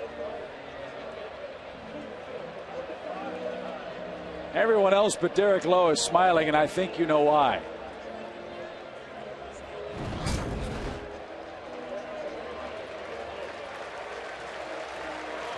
Yeah, that's a very tender place.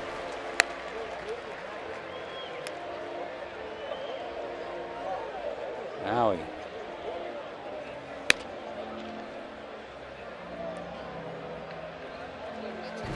But he hung around and made the play, and he's ready to go.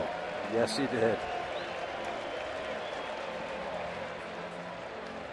Let's see if we can hear him yell, ow.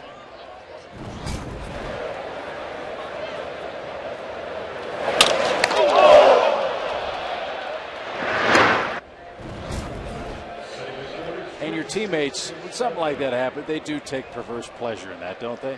Oh, you know they do. So 2 are out. No one aboard for Chase Utley. Nobody's going to give you a break. No.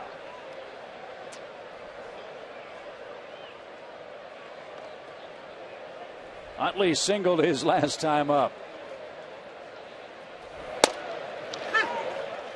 Where to hit you, Derek? Show me. No. I'd rather he not. I mean, that's what's going on out there at the mound.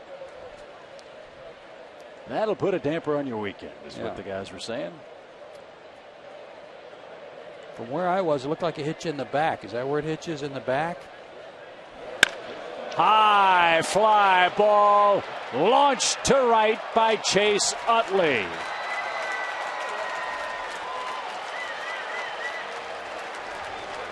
The first home run to a left-hand hitter allowed by Derek Lowe, and it was set off a long, long way. Philadelphia takes the lead. If you're a Phillies fan, here's why you love this guy. When you watch where this pitch was, watch how short this swing is. Inside, third of the plate, short, quick stroke, and great bat speed. Wonderful leverage using his hips and hands. You say a lot when you talk about and break down a hitter's stroke about trusting your hands. I would assume that for you, Chase Utley is the poster child for that. That's part of it, Chip, and the other part is how short his follow-through is. It's not one where the top end comes off and his body's spinning around like a pretzel. It just kind of wraps around his right shoulder a little bit, and that's it. But how do you generate that much bat speed with such a short stroke? Hips. I mean, he's using his hands to get the head of the bat through the hitting zone, and then when the hips are have opened on the swing, it just adds to the bat speed and it jumps. And remember, like Mike Lowell of the Red Sox, Chase Utley had a hitting problem that some in Philadelphia thought might cost him the first part of the season. It didn't cost him anything on June the 30th. A tape measure home run gives Philadelphia a 2-1 lead in the fifth.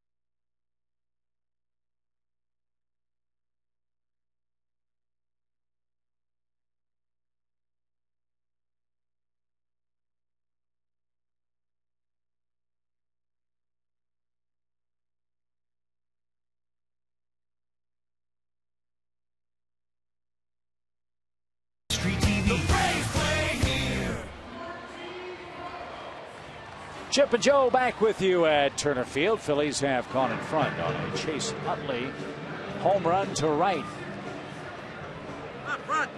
And now in the fifth inning, Martin Prado will start things off against Joe Blanton. Third time through the order now. Let's see if third time's the charm.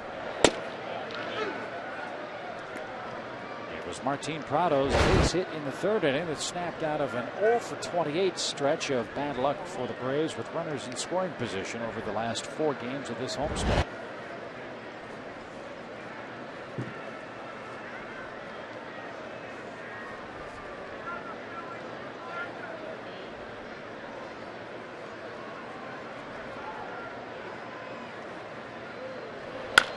Towering fly ball hammered left field. That ball's got a chance. It's gone.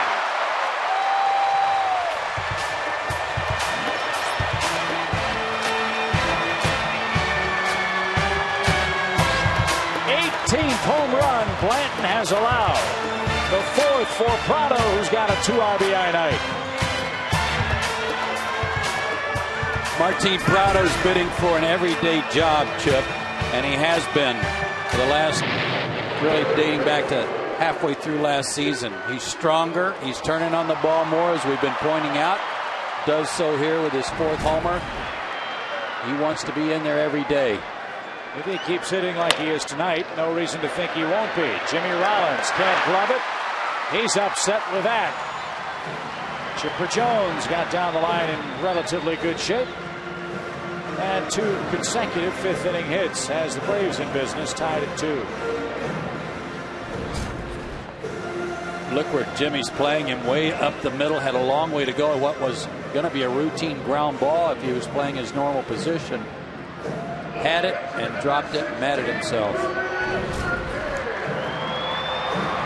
And don't know if the new grass that's been planted affected Rollins or not. Yes, he had a lot of ground to cover, but he thought he should have made the play. Yeah, I think he had it in his glove and just let it slip out. McCann hits with 1 on and none out. Brian Come back. 2. But to your point about being an everyday guy, we've said all night this is a Braves team that's scuffling to score runs. They're hitting .243 as a team in June. And McCann launches one to right. Worth is there and makes the catch, spins and fires back to Chase Utley. That ball tagged. Kelly Johnson, the Braves' primary second baseman, 9 for 72, a 125 average without a home run this month. If you hit, you're going to play. Yes. And Martin 6 for 16 now in his opportunities in this homestand. He's just a baseball player. And a very solid, fundamental player with good instincts. Here's Anderson. Garrett has taken a called 3rd strike. And he's bounced into a force play that ended Atlanta's 3rd. 2-2 is our score. Past Ryan Howard. Braves are getting much better hacks at Blanton in this 5th inning. Maybe adjusting to the fact that they're now seeing more pitches in the inner 3rd than they're used to from him. He's got a good changeup too. It might be a good idea for him to start employing that. You mentioned the curveball. I don't remember him throwing many, if any, of those tonight. There's a breaking pitch, and he'll throw it to both sides of the plate, but hasn't used it much. So good look at Blanton with that blue dot atop the cap and the brown smudge on the bill of the cap. Now I know what you're talking about. Okay. Yeah, that's not just a sweat mark. Come on, Andy.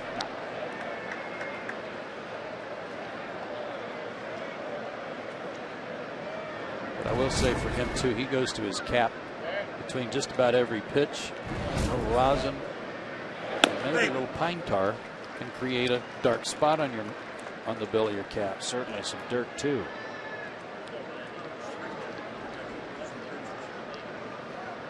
Two balls, 2 strikes to Garrett Anderson. Line drive to the left. So he'll take a 5-game hit streak into tomorrow's play.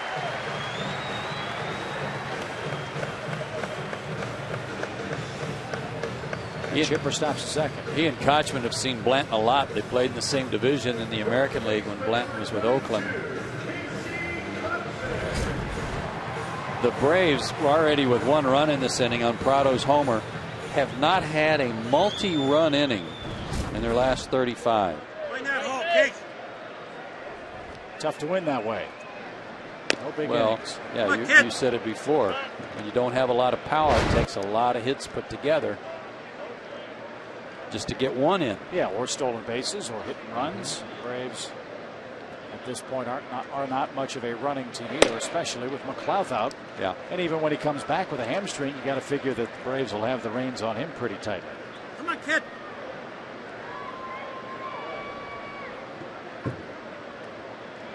I bet those two are speaking Spanish to one another. Yeah, Nate speaks Spanish. 3 to Kochman, 3 balls, no strikes. Something I learned today too. Buddy Carlisle speaks a little Japanese. Does he? Yeah. Pitched in Japan, learned a little bit of their language, he said. I said, how much? He said, well, just a few words. I said, in other words, not enough to get in trouble. He said, sadly, no. 3-1.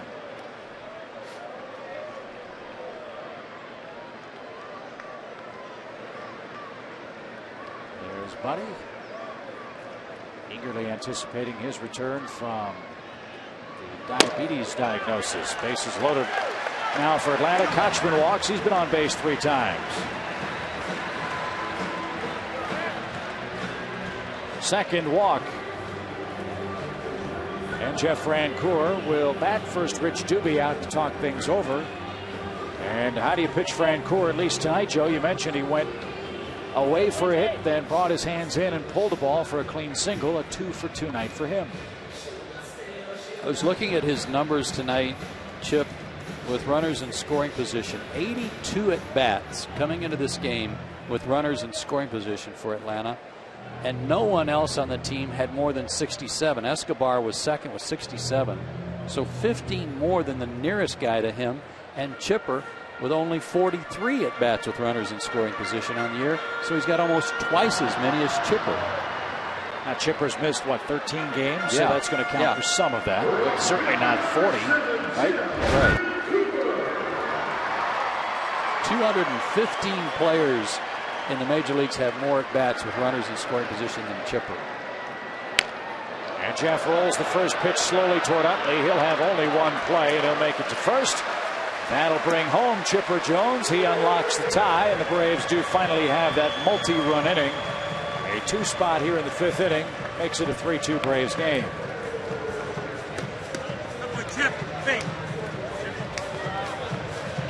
I'd like to see where that pitch was, because it gets a run and it gives the Braves the lead, but it's also the Phillies playing Jeff's willingness to swing at the first pitch. That was a great pitch by Blanton. A little off-speed pitch down and away.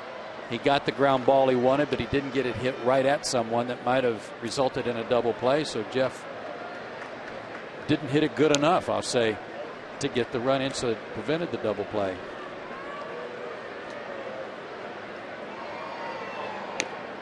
That spot where you want to make contact with the right kind. That was the right kind. Yeah, got the run in. That's it. And the Braves have answered the Utley home run. Hernandez intentionally walked. He's walked twice, sacrificed once, now low hits. This goes to what you said earlier, though, Chip. Can the Phillies win the division by outscoring everybody every night?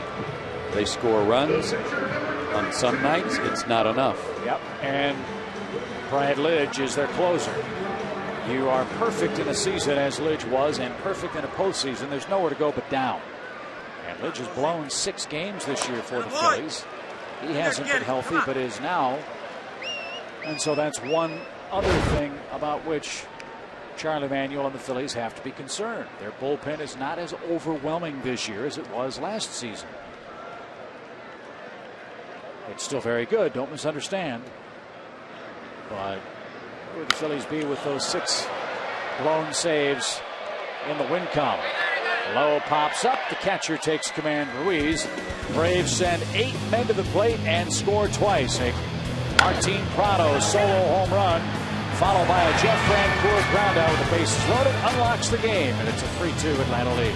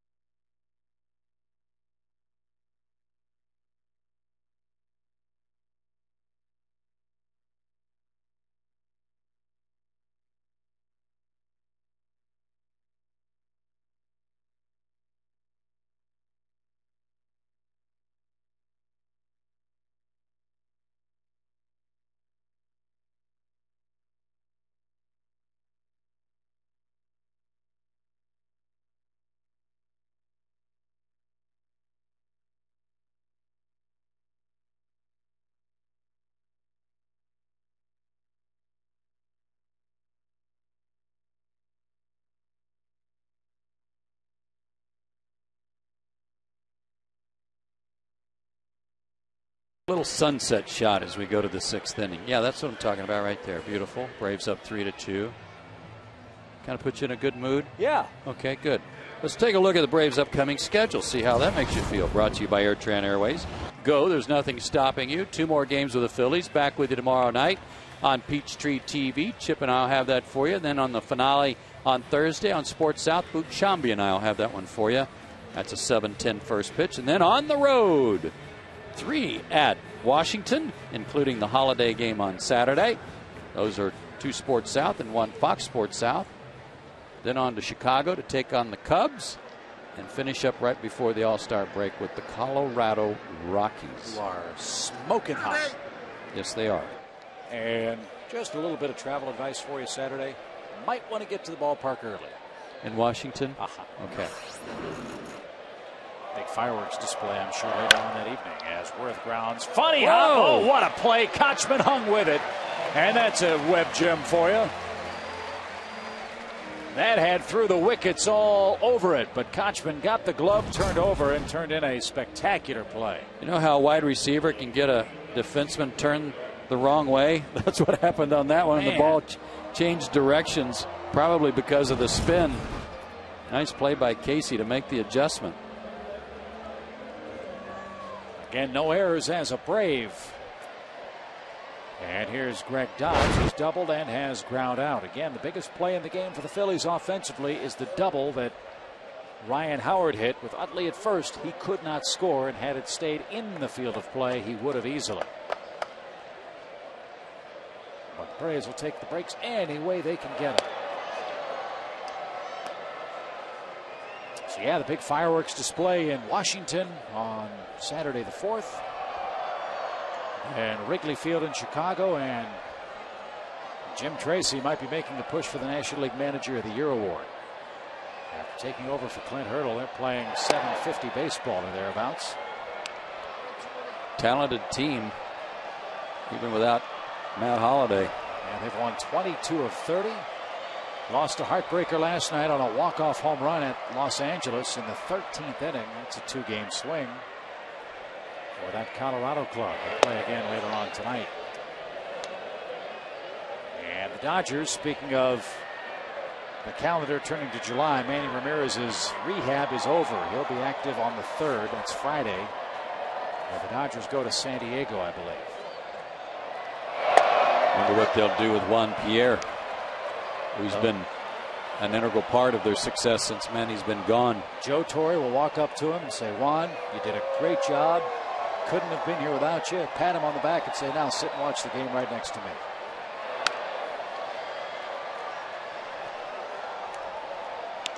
And Juan will say, what else can he say? I mean, Juan has said, how about trading me? Yeah, he won't do that. I think reading the clips out in L.A., Juan Pierre said, I don't make out the lineup.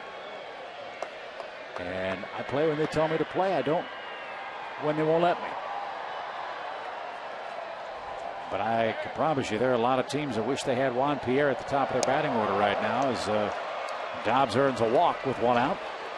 Problem is Pierre's got that big contract.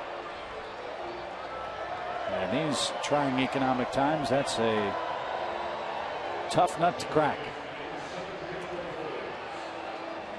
3rd walk for Lowe. Phillies hits. He's been walked intentionally. Also has single.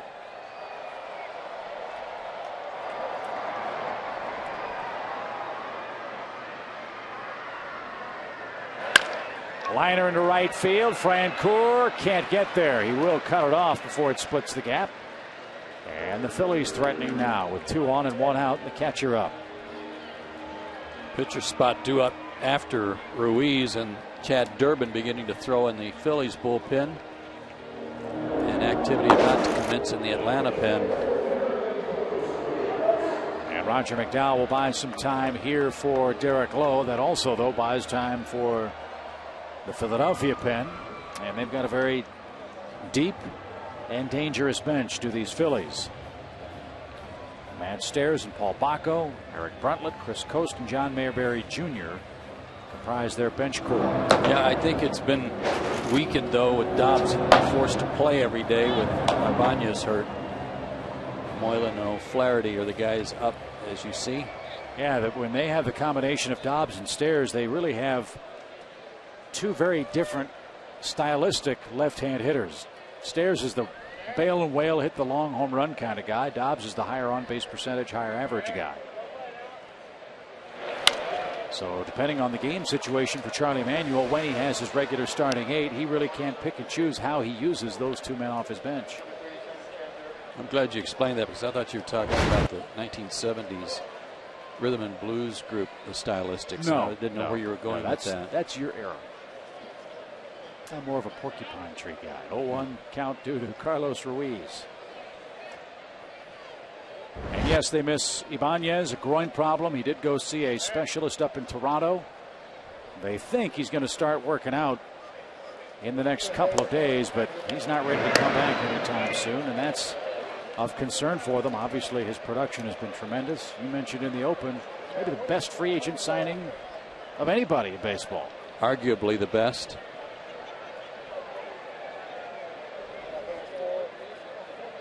One ball, one strike. And that's taken low and in, ball 2. Phillies also flexible. They've got 3 catchers on their roster, with Chris Coast, Paul Bacco, and Carlos Ruiz. Lined over third, but foul. Ruiz did Derek a favor in the second inning. The Phillies had the bases loaded, 1 out, and he hit into a 5-3 double play. He's been scuffling, 4 for his last 23, and now 2-2 might get him to expand his strike zone again, get him to reach for 1. And just to be sure, Lowe calls McCann out to the mound. And as is customary in this day of baseball and every game being televised, the pitcher always covers up the mouth so that no lip readers watching in the visitors' dugout know what his intentions are. I don't know if you've noticed, but I kind of do that. I like it when Galima's around. Yes, because I don't want Hal to see what or hear what we're talking about, so I kind of try to do the same thing. High fly ball, shallow center. Gregor Blanco is under it, and he's got it. Will Blanton be allowed to hit? A long look in at Charlie Manuel, and the answer is he called him back. Get back, JoJo.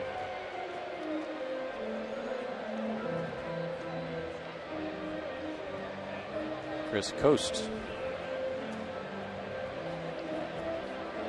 Coast is another one of those guys that seems to wear out the Braves.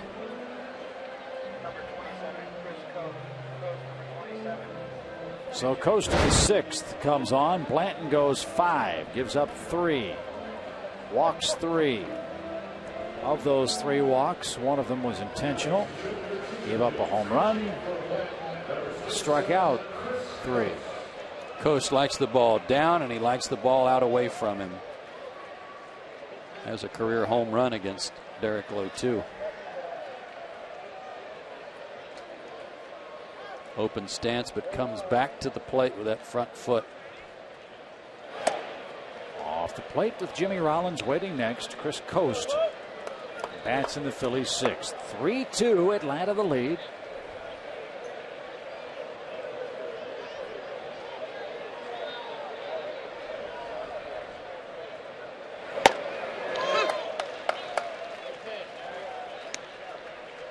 And Coast, typically a good fastball hitter.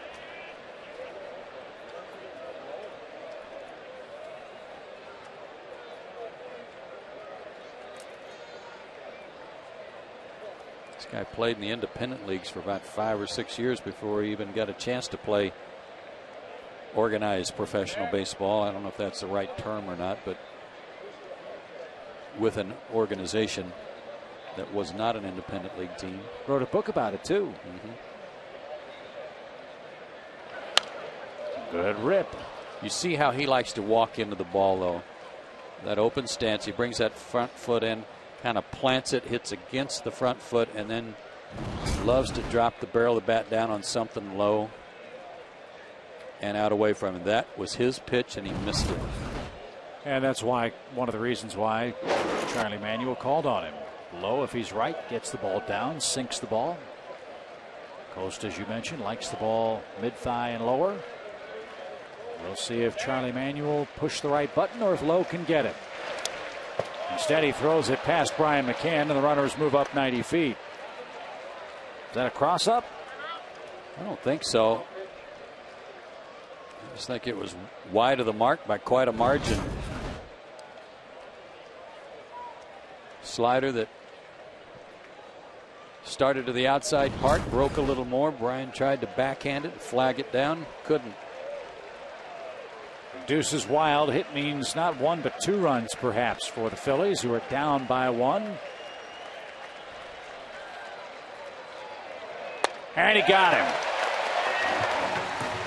The 9 spot has struck out 3 times in this game for the Phillies offense. Derek Lowe has 4 in total, and he still owns a 3-2 Atlanta lead.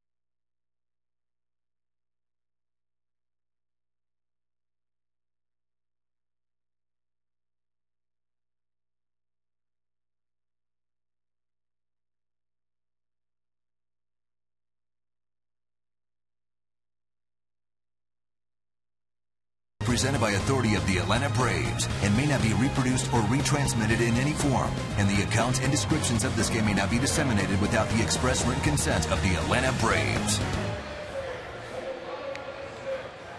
3-2, Atlanta has the lead as we head to the bottom of the 6th inning. Top of the order is coming up for Bobby Cox, and that's been the most productive group so far tonight. Trevor Blanco, Martin Prado, Chipper Jones are coming up, and Chad Durbin is on for the 36th time for the Phillies.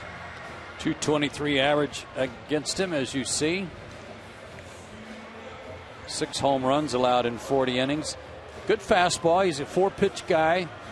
Has kind of a 12-6 curveball, but will throw his slider a little more than the curveball, and has a good changeup too. His job, hold him right there and see if the Philly bats can get something going in the 7th. Braves trying to snap a 9-game home losing streak to Philadelphia. And Gregor Blanco has tripled and scored in 3 trips and had a good rip. Glad interleague plays over? Yes. Me too. Come on, Blanc. Let's get back to job at hand. Not that those games didn't count, they did, but sometimes the hype associated with some of that overwhelms what you really need to be focused on. And what the Braves trying to focus on is this final 2-week push. These are critically important games. Human nature being what it is, you know, over the course of a long, hot summer, you're thinking ahead to the All-Star break. Well, you get hot right around the All-Star festivities, and right after, you can make some teams really pay, as Blanco does. His second hit, reach down and poke that into center. With that in mind, the Braves looking at that scoreboard, see the Nationals beating the Marlins 5-4 in the 6th. Hanley Ramirez is homered for the Fish.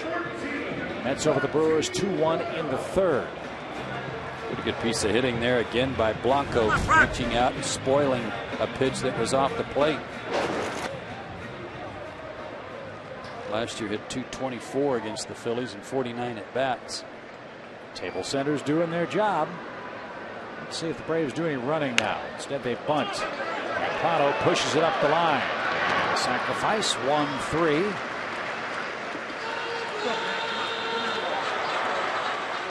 And Chipper Jones bats 1 for 3. Braves are not afraid to lay down a bunt. That's the second of the night, 37th for the year. And by the guy who hit the home run last time up. Again, I don't know what else needs to be said about Martin when we brag on him and the things he can do. He's just a baseball player, knows how to play the game, and fundamentally sound. And here's one of those rare runner in scoring position chances you mentioned for Chipper Jones. Come on, Chip. Get And him this up. is what Come you on. want your top of the order to do. Feed the middle of your 9.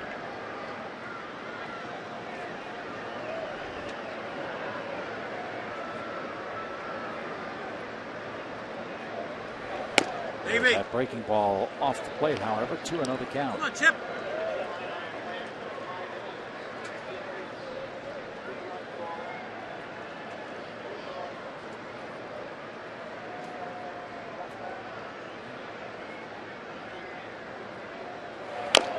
Chipper taps that off the plate. It's right back to the mound.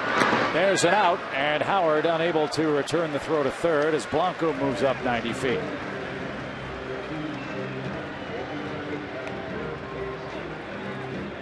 We've talked about the Braves' lack of power, but interestingly enough, against the Phillies this year, they hit 1 every 17 at bats versus 1 every 50 against everybody else. The Braves have hit 13 homers against Philadelphia this year. And remember that first series up in Philly, where they hit 6, I think, in that 3-game series. Jordan Schaefer had 2 in 2 games, right? Yeah.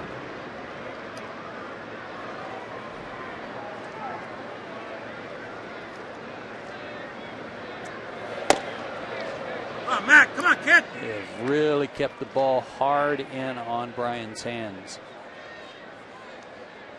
Yeah, Chipper Jones, Kelly Johnson also homered up in Philly. That was in the 4-0 victory that made Jair Jurgens a winner for the first time this year.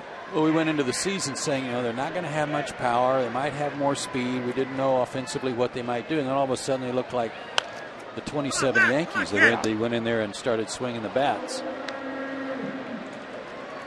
Well, that's a part. It's funny you mentioned, too, how these clubs are kind of polar opposites. The Braves have good pitching. The Phillies have an excellent offense. Braves seem to play very well at Philadelphia, and we know how well the Phillies play here. Funny how that works. Boy. Come on, Mac. And what's so frustrating about the Braves is they really haven't had a chance to have their lineup together for a month consistently. It hasn't happened. McCann to the hole. Feliz gloves, grabs and gets him. What a play. Speaking of frustration, that ball was ticketed for left, and Pedro Feliz, one of the best fielding third basemen in the game, takes away a run. A full layout, and look at him scramble to his feet, and that retires the side in the 6th.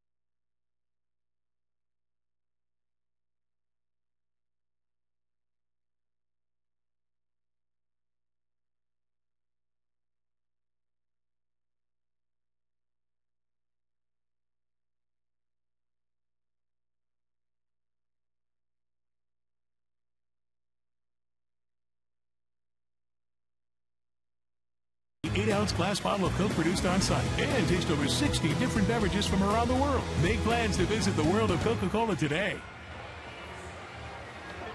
Fans, start your 4th of July early with the Braves Independence Day celebration at Turner Field this Thursday, July 2nd. Braves will honor members of the United States military, plus host a Publix fireworks show choreographed to patriotic music that will light up the Atlanta skyline. For tickets, visit Braves.com or call 1-800-745-3000. A little early fireworks demonstration this Thursday night after the game. So we're looking forward to that. We're also looking forward to a good outing from Eric O'Flaherty here in the 7th inning. Jimmy Rollins turns around and bats right-handed for the first time tonight and promptly pops the first pitch up. Boy, when that's tough duty. You struggle so mightily from one side, they turn you around and you pop the first pitch up. Wow, good start. Great start for O'Flaherty against the top of their order, trying to keep them from getting anybody on base. When you flip this guy around, though, he's actually hitting a lot better right-handed. In 101 at-bats, he's hitting .337. Just 3 runs scored in 6 games plus 6 innings. And it's not just the Phillies. You keep anybody's top 2 down, your odds of winning are huge. Look at what happens when the top 2 hitters for the Braves are out. Guys will hit their home runs. You can live with solo shots. It's the 2 and 3 run bombs that really kill you. That's what we've talked about so often, about how the minefield for the Atlanta offense, if you're an opposing pitcher, is Escobar, Chipper, and McCann. If you can work your way around those guys, then you find some place to go for outs. Pop fly foul. That's headed toward Frank Wren's GM box and out of reach. And 1-2 your count. Are the Braves done dealing? I would think not. I would think that in the next month there would be some things that come along that have a chance to improve the ball club. Kick saved by O'Flaherty, deflects it right to Prado. How about that play? Twice tonight for Victorino. Derek Lowe's in the clubhouse right now getting some ice on a very tender spot, thanks to Mr. Victorino. And now it's O'Flaherty with a skate save and a beaut. 1-4-3 on the out. Derek's wishing his had hit him in the foot. Yes. Don't know if the Thrashers need goaltending help, but O'Flaherty certainly showed some cat-like reflexes. Here's Utley. Be careful here. His 17th home run went a mile last time up. And that was the first left-hand hitter to take Derek Lowe out this year.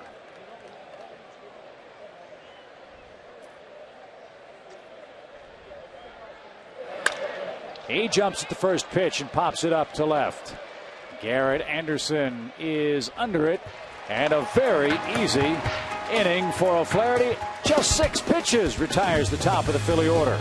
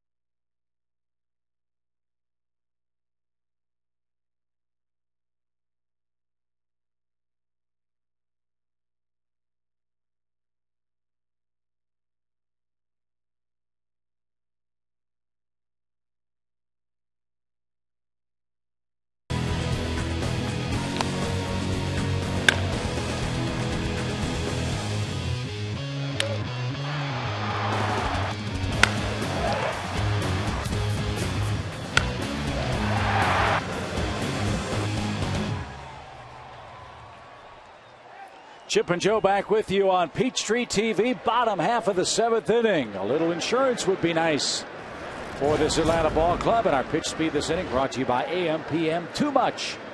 Good stuff.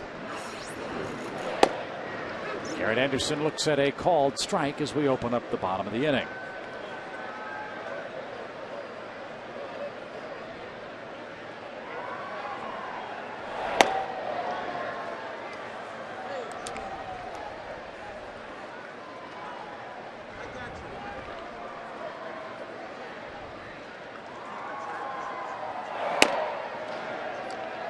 Ball too high, 2 balls and a strike. Little insurance would be nice. Yeah.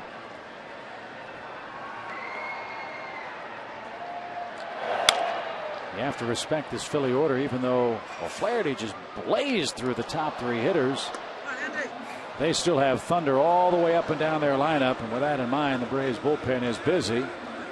First indication this year that Bobby Cox might use his bullpen a little differently came against this Philly ball club. When Mike Gonzalez earned the closer's job this spring, it was assumed that Mike would pitch only the 9th inning. Well, it was against the Phillies earlier where Bobby Cox really pulled a shocker.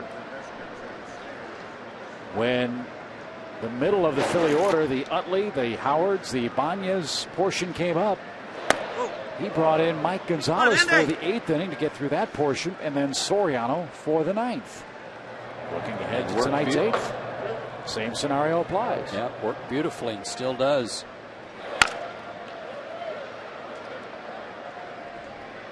Come on, kid.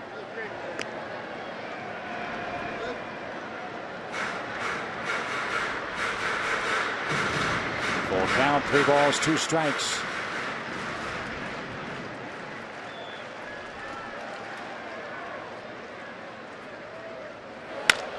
Fly ball well hit to left. Dobbs going back and makes the catch on the track. Might have been a home run in Philadelphia. One out here in the bottom of the 7th. Time for tonight's Home Depot know-how question. It comes from David Walker in Morgantown, Georgia, who wants to know, did Chip inherit from Skip the ability to know where fans are that catch foul balls? And David, once tonight, he was already tested and failed, but I'll tell you what we're going to do. We're going to give him a chance here the rest of the night, and we're going to see how he does. Let me get my chart out. No, Dad. That's what he left me in the will. No. I've got the chart. All right. Come on, Case. Okay. And you've got to do the work. All right, where's the chart? Hold on. No, I'm not going to look at it. Just let me telepathically mind meld with the chart. Okay. Going with the universe, nothing matters. Okay, got it. All right. Ground ball to short. Jimmy Rollins has it. And there's your second. I mean, that was one thing that Dad was very, very proud of. I mean, I don't think in his 30-plus year career here he ever got one wrong. No.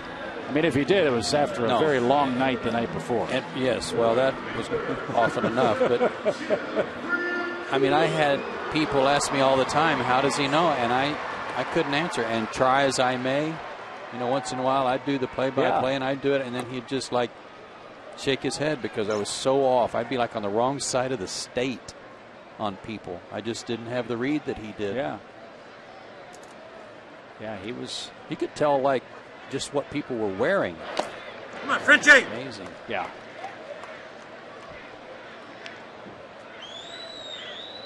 But we're going to fashionable East Cobb. Yeah, we're going to give Chip a chance to see if it's genetic.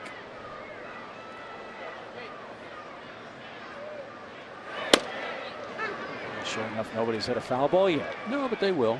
2 balls and a strike. I can't remember if he had better luck when the Braves hit the foul balls or if it was the other team hitting them too. I don't think it really mattered because he was on top of it. Come on, Jeffrey.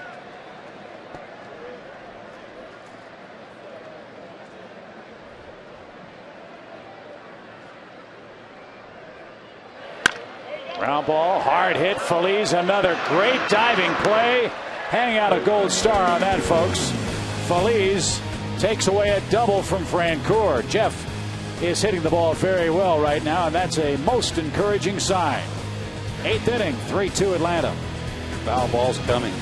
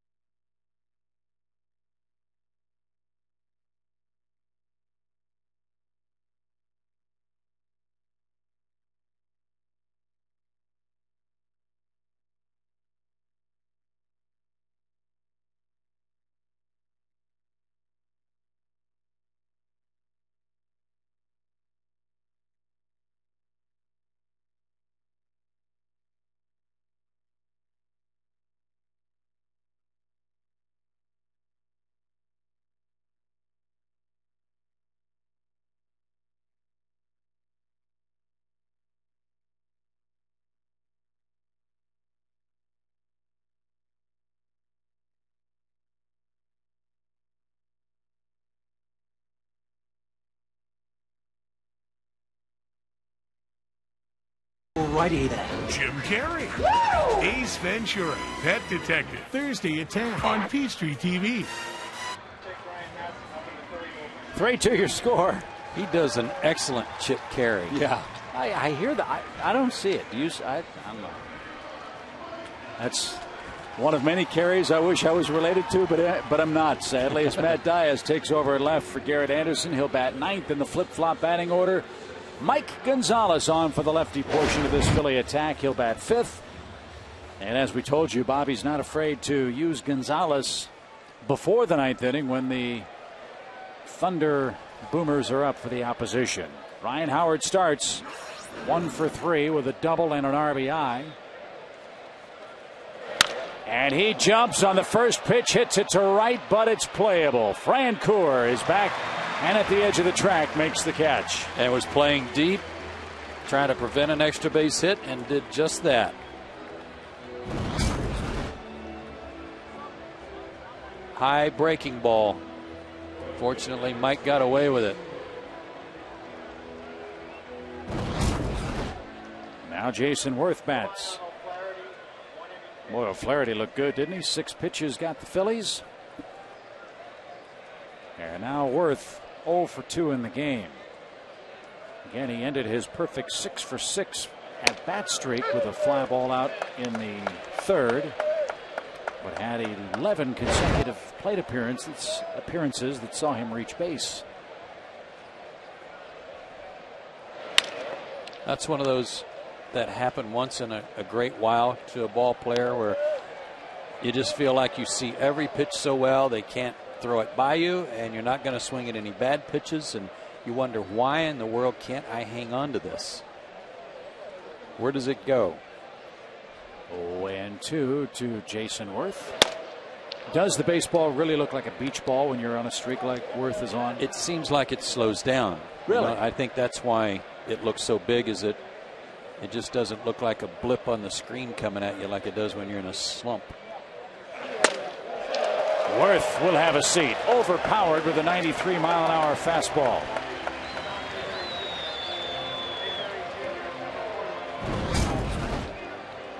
Some high cheese here, and he couldn't get up on top of it.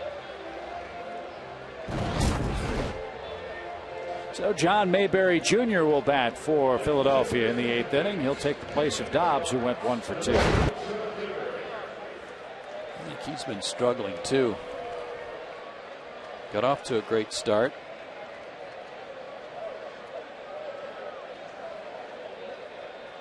Had 2 homers in his first 12 big league at bats, but he's 0 for his last 12. Did you play with his dad? I did not. Played against him a lot.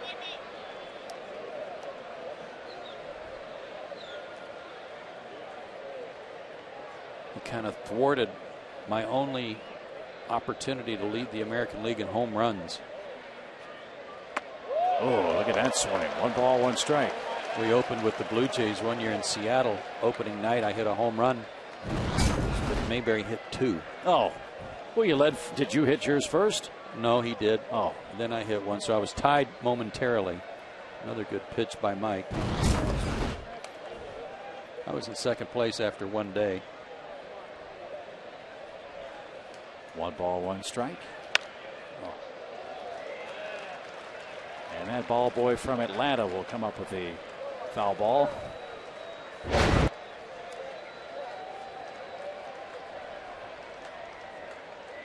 Well, the Rangers aren't afraid to trade something other than pitching, are they? No. Of course, this young man built a whole lot different than his dad. His dad was a big old burly first baseman. This guy's a long-legged athlete.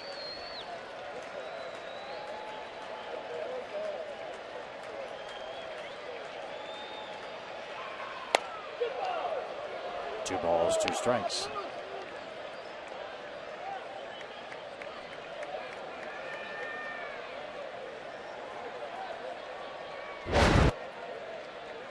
How about these two guys at the end of the game? In the month of June, 38 strikeouts and 28 plus innings. And the Braves far and away have the best pitching staff in the division. Fly ball center field, well hit. Blanco back at the wall. Cannot get it. It's a Mayberry RFD, a real far drive. And the Philadelphia Phillies get a pinch hit, game tying home run in the 8th inning. How about that? Ow.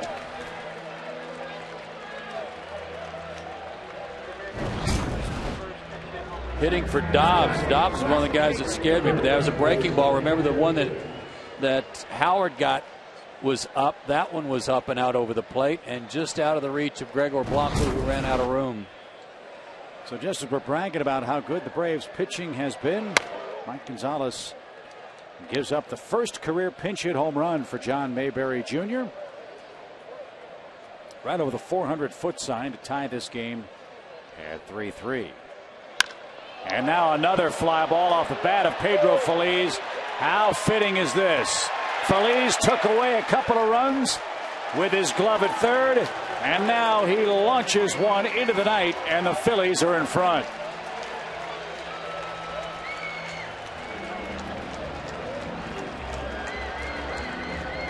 You're right about that, Chip.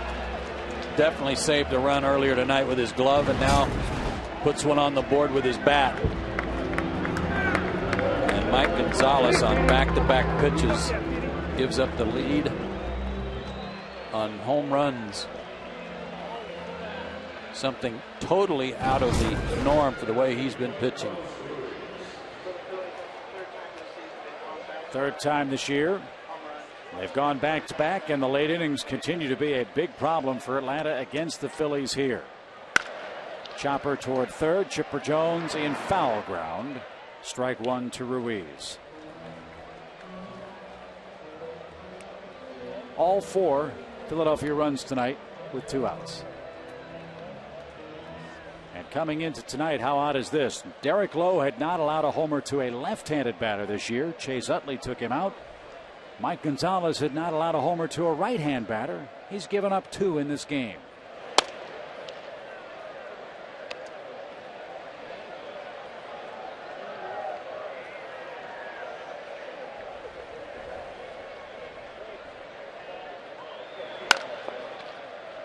Again, foul past third. And Ruiz will stay alive. So no decision for Derek Lowe, no decision for Eric O'Flaherty. This game in the hands of Mike Gonzalez and Chad Durbin of the Phillies. Now you have to start thinking about Lidge and company.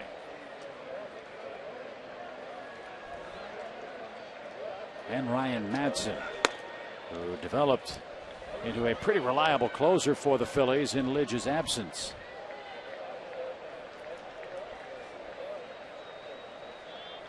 Two balls, 2 strikes.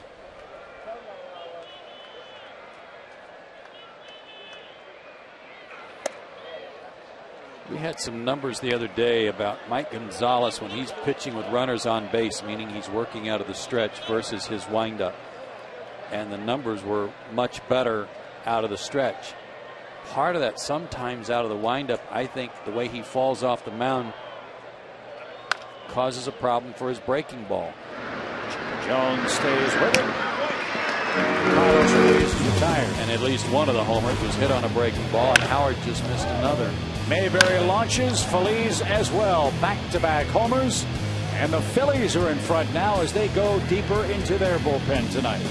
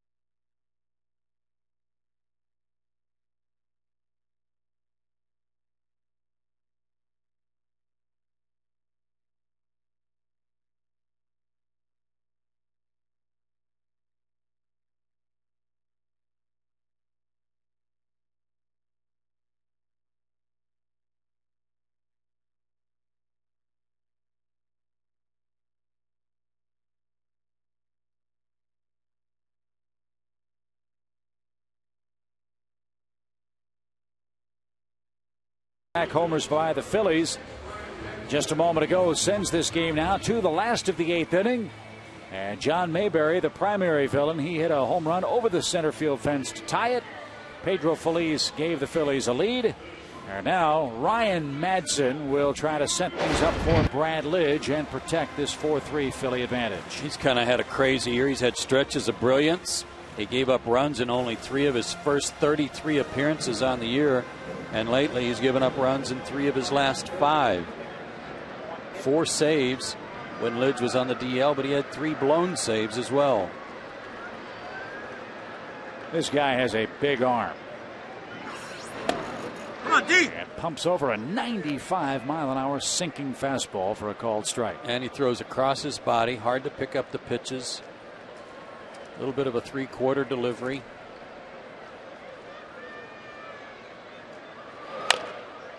Quickly 0-2.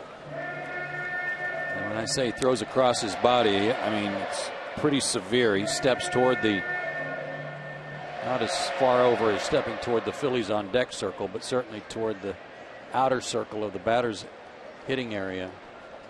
And Madsen's a guy that has been a very attentive pupil to the lessons that Brad Lidge has tried to teach him and the other youngsters in this Philadelphia bullpen. When you come up to the major leagues and you can't start, they put you in the pen because you can throw a couple of pitches and maybe have a little success. But you're not a star. You're kind of in no man's land when you're one of those middle guys. As Feliz at third, wrong guy to hit the ball to, 1 out. But Rich Doobie said earlier this month that sitting in the pen with Lidge and Scotty Air and Chad Durbin all telling Madsen how good he is only increased his confidence in himself, and that translated into more confident appearances, more aggressive appearances. And the aggressiveness begets success. The success begets aggressiveness. It becomes a very nice cycle for this hard-throwing right-handed relief pitcher for the Phillies. I think there are a lot of players like that, Chip, that need the reassurance or the the pat on the back from a veteran player, not so much from your coaches who are always trying to pump you up and make you feel good about yourself, but when you get the recognition or the acceptance of your peers, especially the good ones, it goes a long way toward helping you realize your potential. Matt Diaz, first at bat of the night. That ball's popped up to the right side. And on the ricochet, a fan from Tolliver, Georgia, comes up with that pop fly. No, I'm sorry. I think that's Tolliver. Sorry, Cartersville. But we'll give you the guy failed driver's head. I'm guessing Tolliver. We'll give you another try. Don't get angry.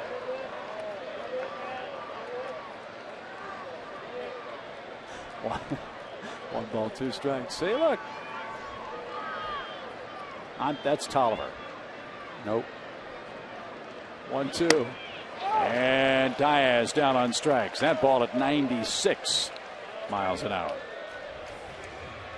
Let's take a look at our Georgia Lottery scorecard, brought to you by the Georgia Lottery. Today could be the day. Well, this is the group that's gotten it done tonight for Atlanta. The 1, 2, 3 hitters for Bobby Cox have had a very productive night.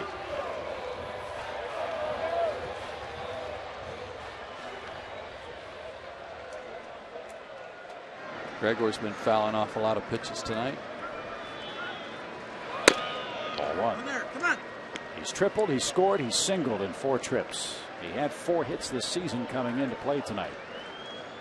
Again, Nate McLouth originally wanted to play, but during batting practice felt something apparently and was taken out of the lineup. Gregor Blanco, a late addition, as was Diori Hernandez at short. You know, Escobar's hip flexor still problematic. Come on. Low, ball 3. When you're leading 3-2 late and you've left 10 men on base, 7 in scoring position, it doesn't seem so glaring. But now that you're down a run, it seems like the name of the game or the storyline of the game. And again, Gregor really working the count, trying to get a walk in that particular case when he had a 3-1 count.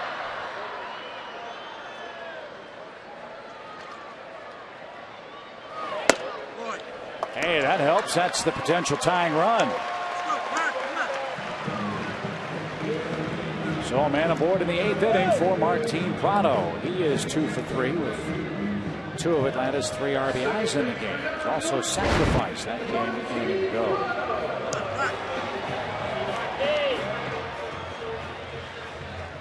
Good man to have up there right now because of his ability to go the other way. They're holding Blanco at first, so a big hole on the right side. Outfield hasn't stepped back a pace or 2. Come on, Prado. Worth maybe a step toward the line and right. Victorino a couple of steps off the second base bag and center, and Mayberry straight away and left. They used to play Martin way around to right. They can't do that anymore. Count evens, 1 ball, 1 strike. First final in the league is in tonight. Pirates beat the Cubs 3-0. Chicago's troubles continue. See Ian Snell's line, by the way, in the minor leagues the other day. First the 1-1 pitch. He struck out 17 for the Pirates AAA club. Must have been a little relaxed. He was probably saying nice things about it too.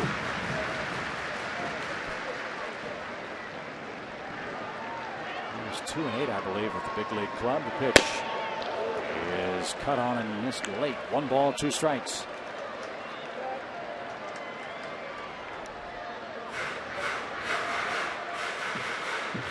Nice to get a base hit here, first and second or first and third with Chipper up there.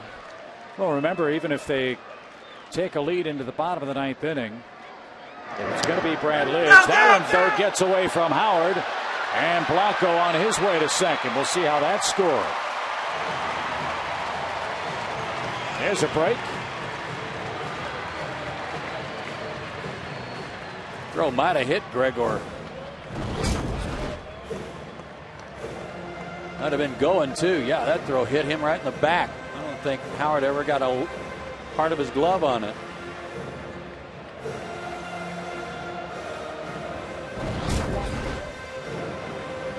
So the Phillies with a rare error, this one on Madsen.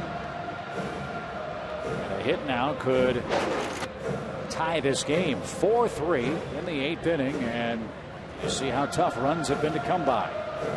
And he's the one that has the hit.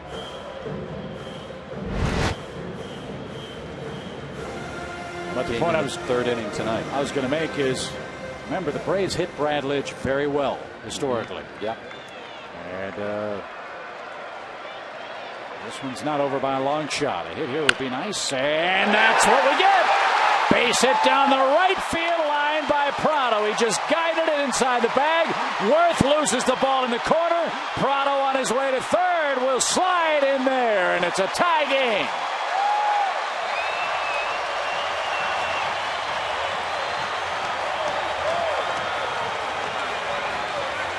Remember the base hit earlier tonight by Chase Utley, where he kind of guided one into left field with a runner moving. That's a whole lot like this base hit down the first base line for Prado. Guarding the plate, trying to make sure he put it in play, and he kept it fair. This little inside-out stroke, and then I don't know what happened down the line, but Worth just booted it. So he's at third base, Prado, instead of second. And that's a situation, first of all, with 2 outs, you commit the cardinal sin of walking somebody.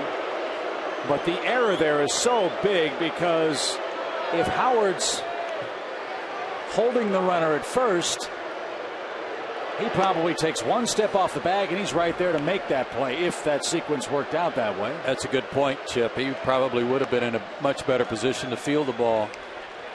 So Madsen so concerned with Blanco and his speed potential. He commits an error, now walks Chipper Jones intentionally. And they're at the corners with 2 outs, and Charlie Manuel will make a double switch. And we'll see who he brings in. He had Jack Tashner up earlier. He also has J.C. Romero back from his 50-game suspension and available tonight. So how about these Braves coming back to tie things up? And Charlie Manuel talking things over with Jerry Davis. And it will be J.C. Romero coming on to put out a fire for the Philadelphia Phillies. 4-4 is your score. Our call to the bullpen. Brought to you by AT&T World Delivery.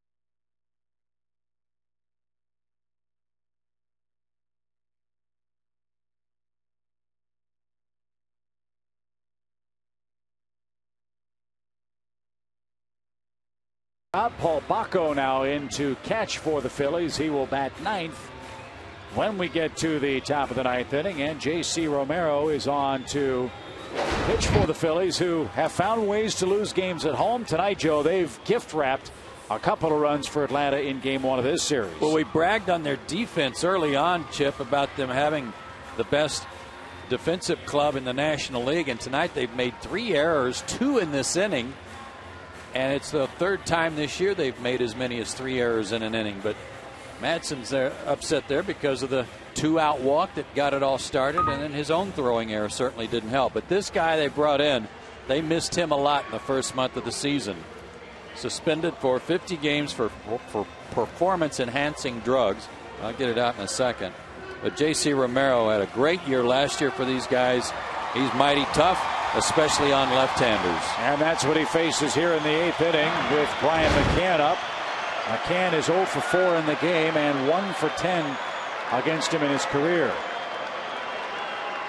Well, how about another Philly error at the very least? That'd be nice. A wild pitch would work. Or a ringing double. That'd be even better. And he was thinking about a home run. Strike one.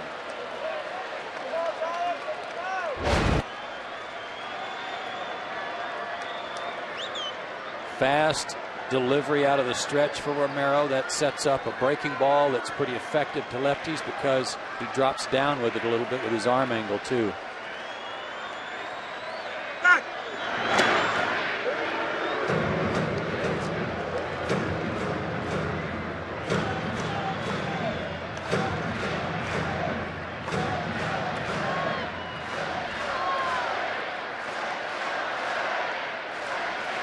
No balls and a strike.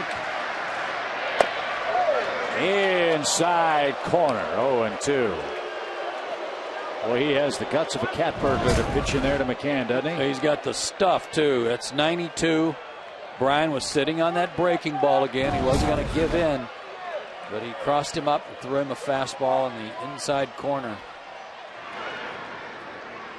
Baby, come on, kid. 1 ball, 2 strikes. 2-game swing tonight. Braves win, they're 4 back. They lose, they're 6 back.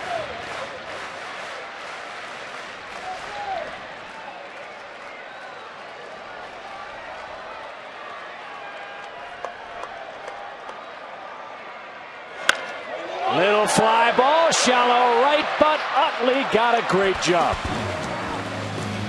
The Braves get a gift. The Phillies give up a run on 2 very costly defensive errors, and we go to the 9th inning tied at 4.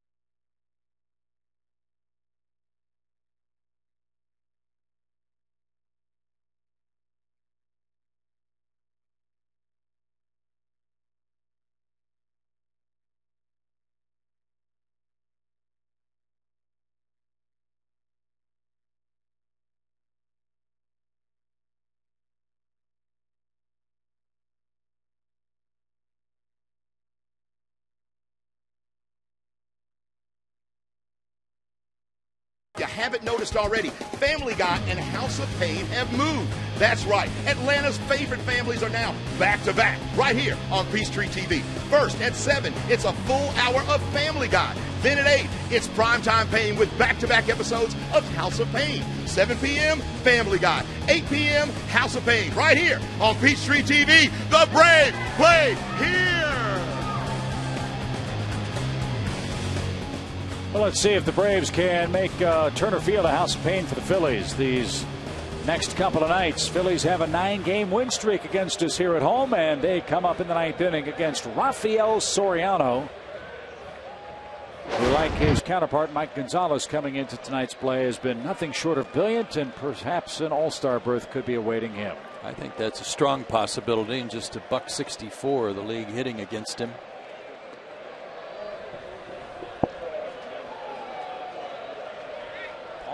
Baco will start things off and takes outside. And if he wants a chance to pitch in St. Louis, he's pitching before the right manager. It's Charlie Manuel who is in the middle of making those selections for the National League as the defending world champions.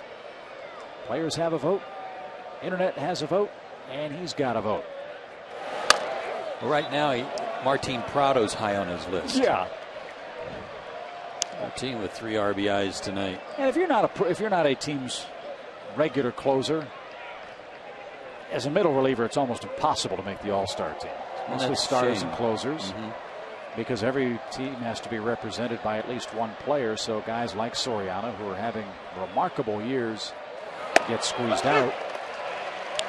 But I would say that one advantage would be, if you're going to be a middle relief guy, and one consideration, you have to have exceptional stuff, exceptional numbers, and I think Soriano fills that bill. I certainly agree.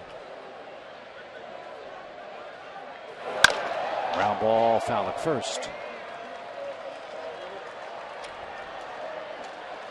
Baco's been around a long time. He's played with a bunch of teams, including the Braves, the Brewers, the Cubs, the Reds. He's pretty much played the entire National League Central. And as we said earlier, one luxury the Philadelphia club has is they carry 3 catchers. Coast pinch hit. Ruiz is out of the game. Now Baco catching and leading off the 9th inning. And he hits a high fly ball left center field, pretty well hit. Blanco, though, slowing on the track and is there. In Philly, that might be home run territory. 1 out.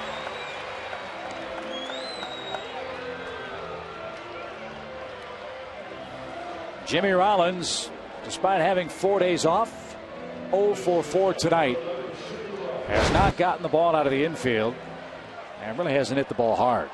0 for his last 23. Down to 208.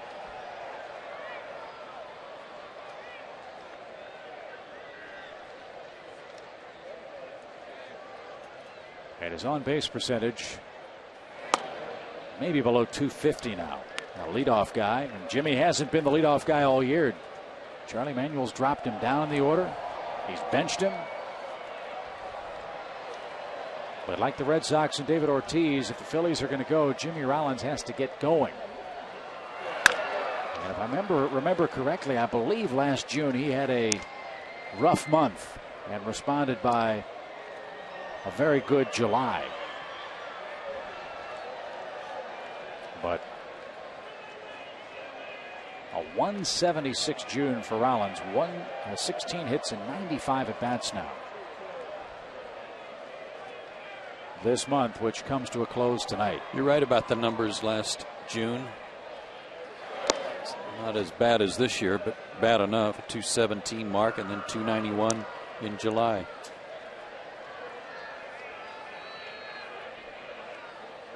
And I'd say that his manager has been very patient with him. Some people might say overly patient. But what's the alternative, Eric? Bruntlett again? Right. No offense to Eric Bruntlett, but Jimmy Rollins is, I think, a superstar in the game. 2 balls, 2 strikes. And earlier this year, Rollins stole second, third, and home in the same inning. But you can't steal first, unfortunately for him. Old foul. Davey Lopes skips the rope. 2 balls, 2 strikes.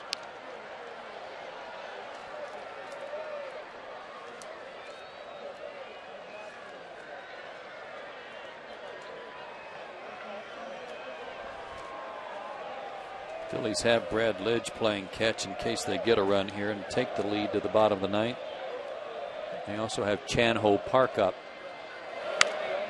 Yeah, Park was the man that won the battle with Jay Happ coming out of spring training for the 5th starter's job. Now Park's in the bullpen, Happ's in rotation, and Happ's 5-0. So Chan-Ho ought to be stretched out. He can go a couple of innings to extend the game if need be. 2 balls, 2 strikes. And the Best at bat of the night for Jimmy Rollins so far. Runs the count full.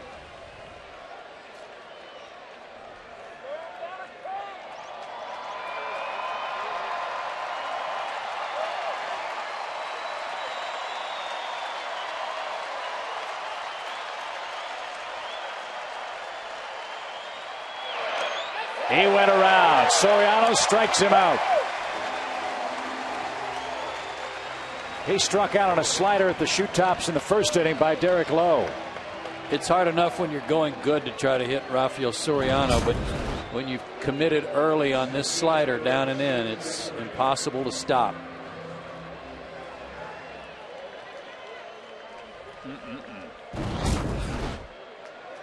Braves will happily take it. Now Victorino, the hitter, he's 1 for 4.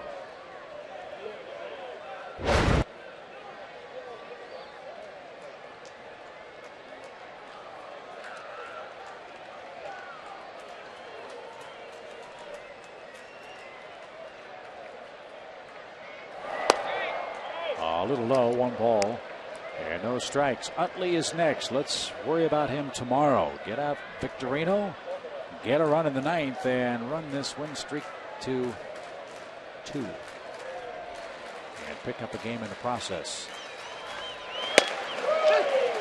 Good backdoor slider. Shane Victorino does a ton of damage late in the ball game. In the 7th inning on, he's hitting over 350.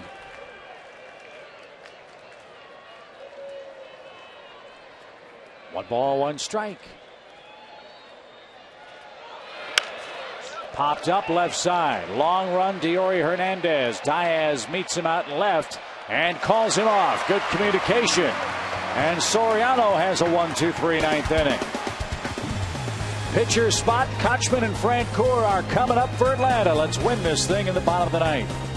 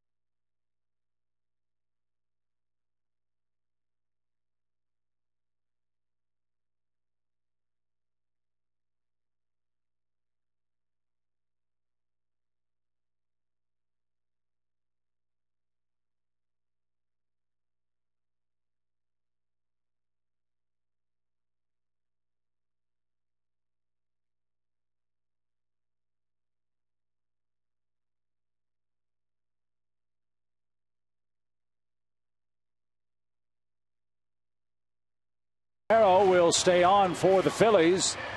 And it's good to see Yunel Escobar striding to the batter's box for Atlanta. Yunel was able to take ground balls during batting practice today for the Atlanta Ball Club, and maybe a sign that he's ready to get back in the lineup perhaps as soon as tomorrow for Atlanta, as they will face left-hander Cole Hamels. Need as many right-hand bats as you can against that talented young southpaw. First pinch hit appearance of the year for Escobar.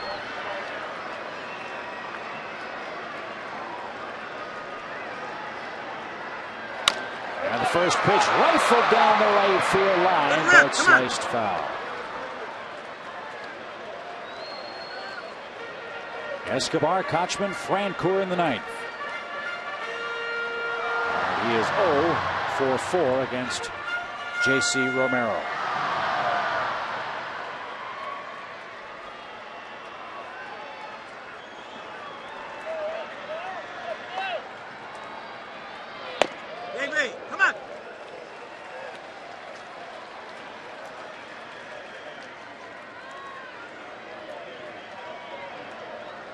Romero throws some backdoor pitches after standing a guy up.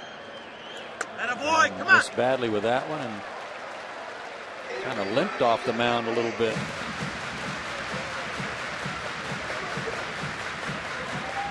Guess he's okay, but looked like he was favoring one leg. This Philadelphia bullpen works a lot of innings. And a strike over the outside corner. They've had to log a bunch tonight. That's another thing you've got to figure will catch up to them in August and September if they don't add a starter. As good as they are, their starters go 5 or 6 just about every night. They don't have, as Escobar rips one to Utley at second. He's retired for out number 1, other than Cole Hamels, who could take the game deep. Blanton's a 5-6 inning guy. Right. Moyer's a 5-6 inning guy. Jay Happ 5-6-7. There is not a big innings eater in rotation yet. No, and they're gonna use up that bullpen in short order. Tonight Blanton went 5, gave up 3 on 8 hits. And Cole Hamels getting ready for game 2 tomorrow night. Here's Kochman.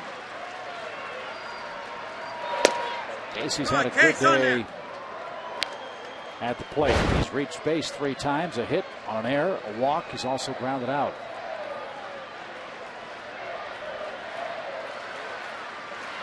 Whoa, look out. That ball backed up. Yeah, it did. He might have hurt himself trying to get out of the way. 2-0. I think this is one spot where Casey can look for that breaking ball, especially after getting dusted a little. Well, fastball. Maybe Casey was looking for it because he took it. On that base, Casey. You can understand if Romero is not as sharp as his mates. Joe mentioned the 50-game suspension. He claims it was a legal supplement, but it triggered something in a test, and Romero served the 50-game ban.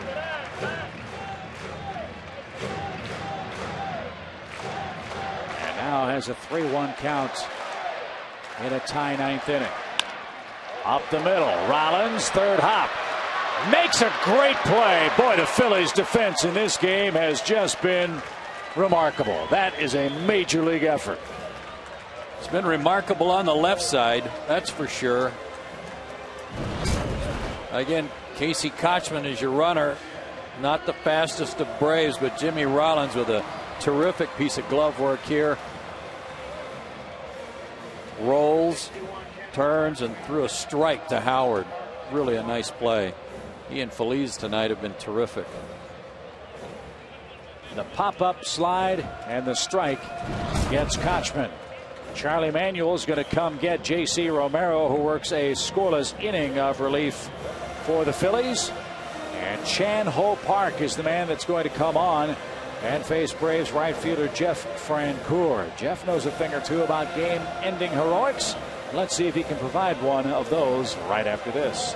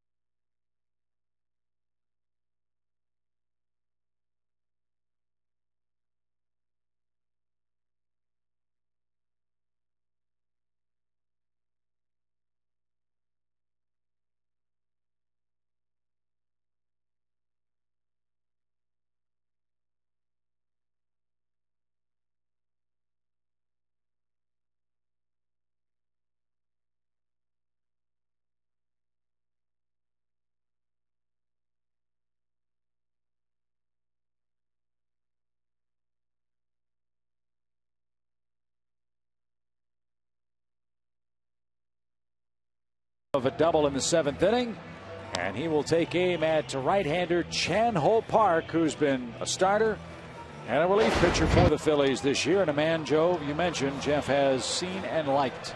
The Braves as a team have seen a lot of Chan-Ho Park, so nothing that he has surprises them. Jeff Francoeur 4 for 7 in his career against him.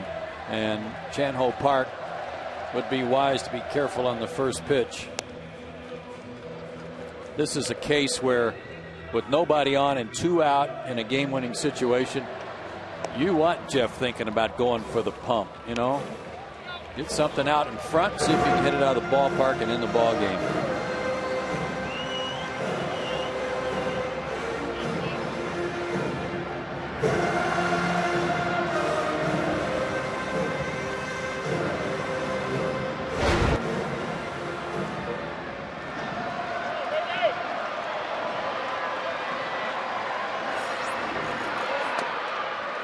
Park misses wisely, down and in with the first pitch of the sequence. Yeah, he threw him a fastball. He made sure it was off the plate, hoping he would break his bat if he swung at it. Little looping pop fly to right, should be caught by Worth, and Chan-Ho Park does his job. We go to inning number 10 in Atlanta.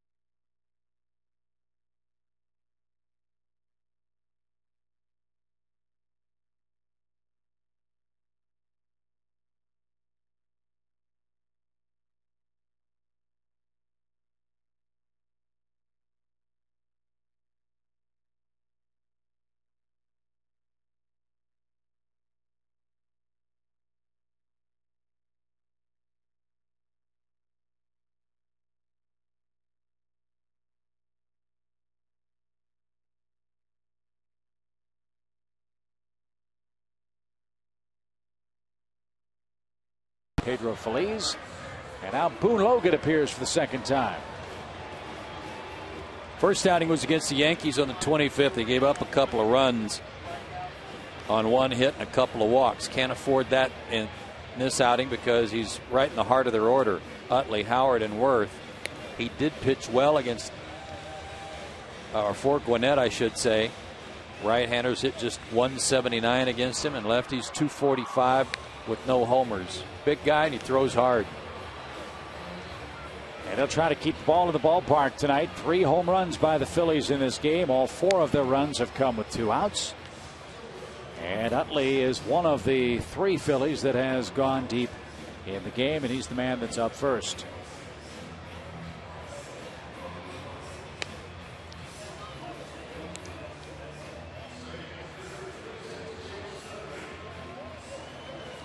Four runs and 10 hits for Atlanta. 4 runs, 9 hits, 3 big errors for the Phillies as we are a few minutes past 10 o'clock here in Atlanta.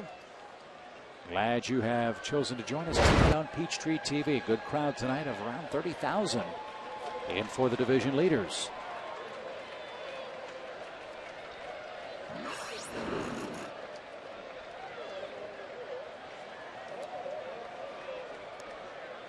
Utley takes his time striding into the batter's box, and Logan stares him down. Here we go.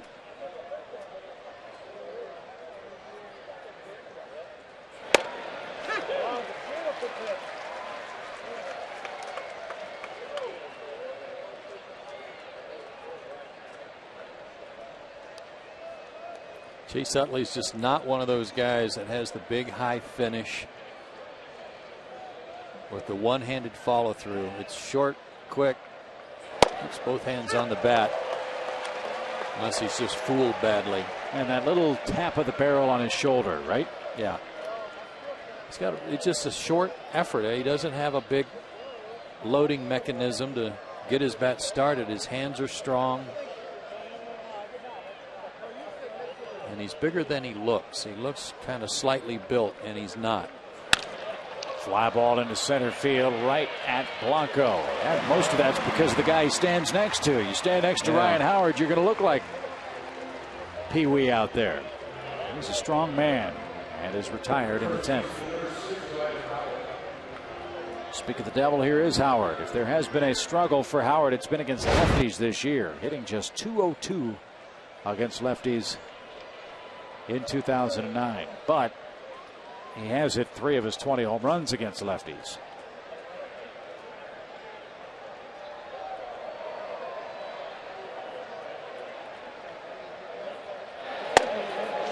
Good pitch to start him. Slow curveball. Matt Dyer is playing him deep and left. That's a good idea. Deep all around. That's a good idea.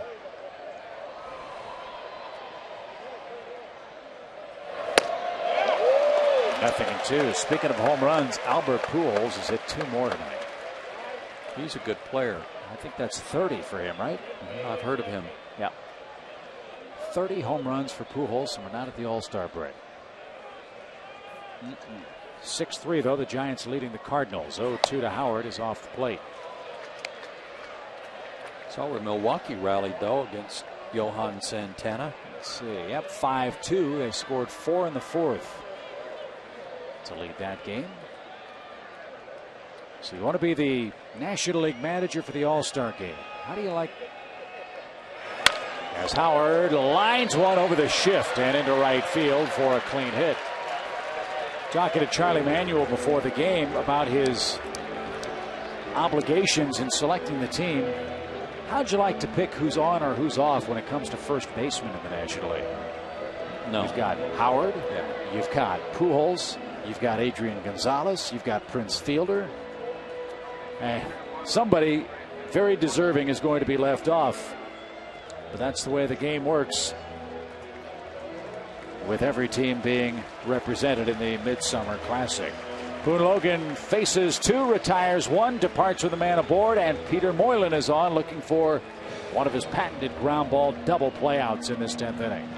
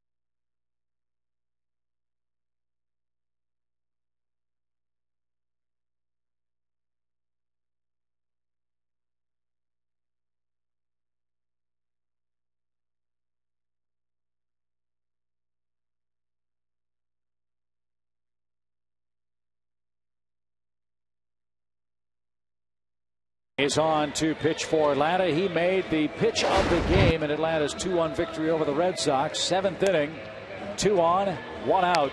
He got Nick Green to hit to a double play, and that erased Boston's threats in the 7th inning here in the series wrap-up against the Red Sox. Beginning of the year, he pitched against the Phillies up in Citizens Bank Park, and they wore him out pretty good, but most of it you could attribute to lack of command. It's a different Peter Moylan tonight than they saw earlier this season.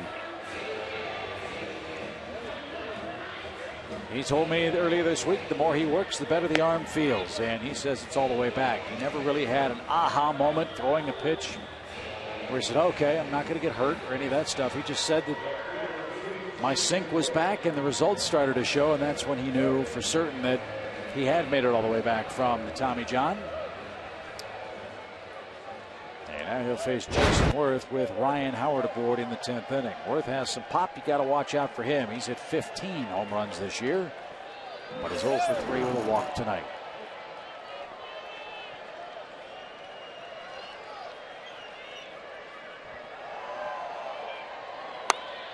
Low and in, ball 1.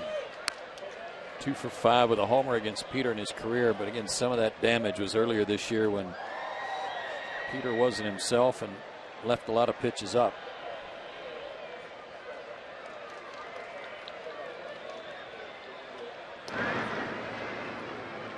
Ryan Howard is no burner by Rollins or Victorino standards, but he runs pretty good. Once he gets going, he runs pretty good. Yeah, the infield plays downhill once he starts. He's 3 for 3. Very short lead. And Worth backs out of the way.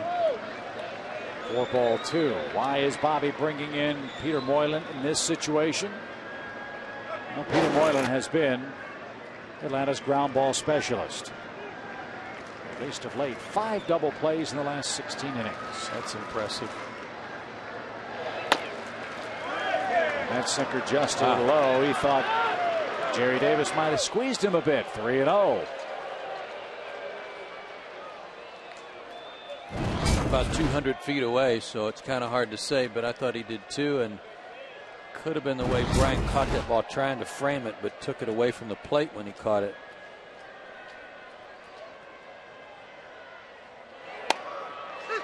That one finds the zone. 3 balls and a strike. Hot hitter, hot pitcher, but the count goes 3-1, and the advantage certainly in favor of Jason Worth here. Hot shot, diving play, chipper. Second one, first, 2, did they get it? Yes.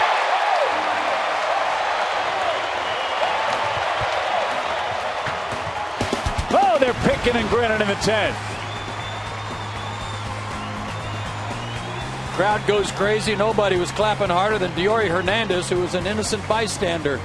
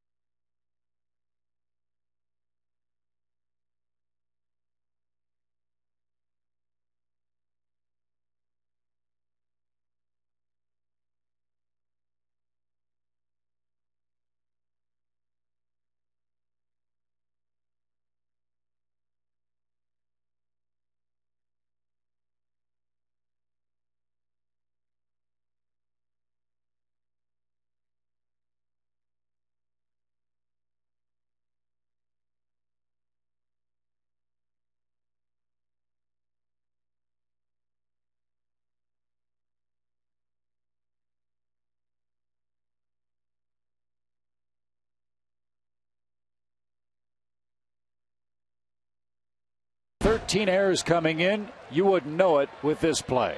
And the reason it was a double play, obviously for good glove work, but the fact that it was hit so hard. Jason Worth smoked that ball, and he runs well down the line, but that's the only chance the Braves had. He hit it so hard, they did have a chance to turn a double play. He didn't have time to get down the line. But I was watching Hernandez, too, after the play. He was clapping and clapping for Chipper's good play. And how often do you see it? A player who spectates on a great double play and has nothing to do with it leads off the next inning. You see a good clapper, he always leads off the next inning. Exactly right. 0-2 the count from Chan-Ho Park, and that ball backed up inside. 1-2. Diamondbacks beat the Reds tonight 6-2. That's a final from Cincinnati. Dan Herron, a potential all-star, 7-5 for a dreadful Arizona team. Also hit a home run tonight for the Diamondbacks. Boy. Shocker for you, raining in Miami. Marlins, though, lead that one 7-5. Did they resume play in Baltimore? They did. John was taken out after 4. Smoltz. After 4 because of the rain delay. That was when the rain delay occurred? In the 5th inning. Oh, what a shame. And he gave up a run, 3 hits in those 4 innings. Come on, kid. Raining in Cleveland, where the White Sox have a big lead, 11-4. In American League play. Pirates beat the Cubs 3-0. Keep an eye on the Pirates, folks. They also made a trade today, acquiring Lasting's Millage from the Nationals. Pittsburgh is now a game and a half behind the Cubs. And a swing and a miss takes care of Hernandez in the 10th inning. 1 out.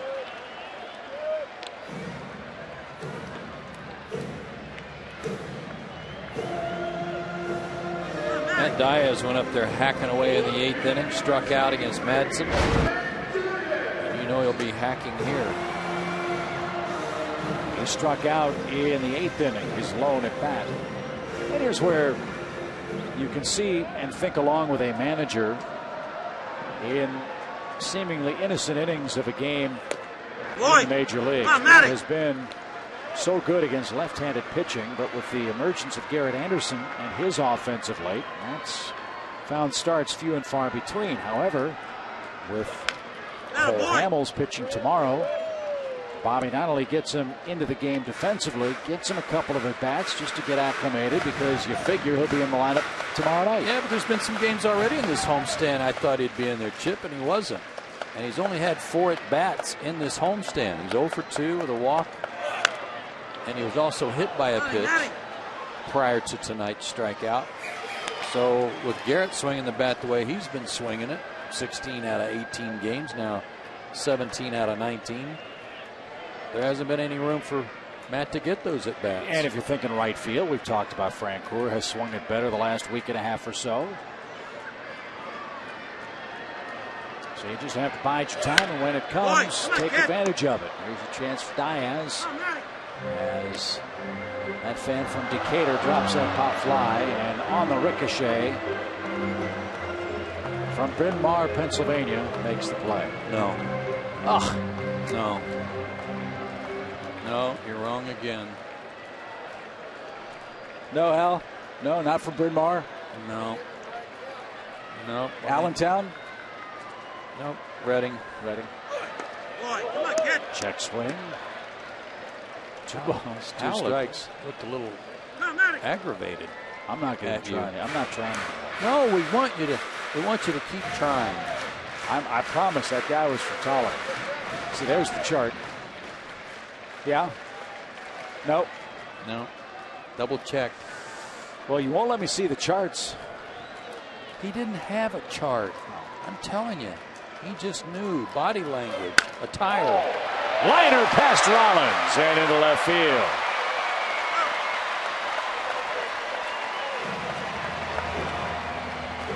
Well, the Braves put something on with this red-hot top of the order up.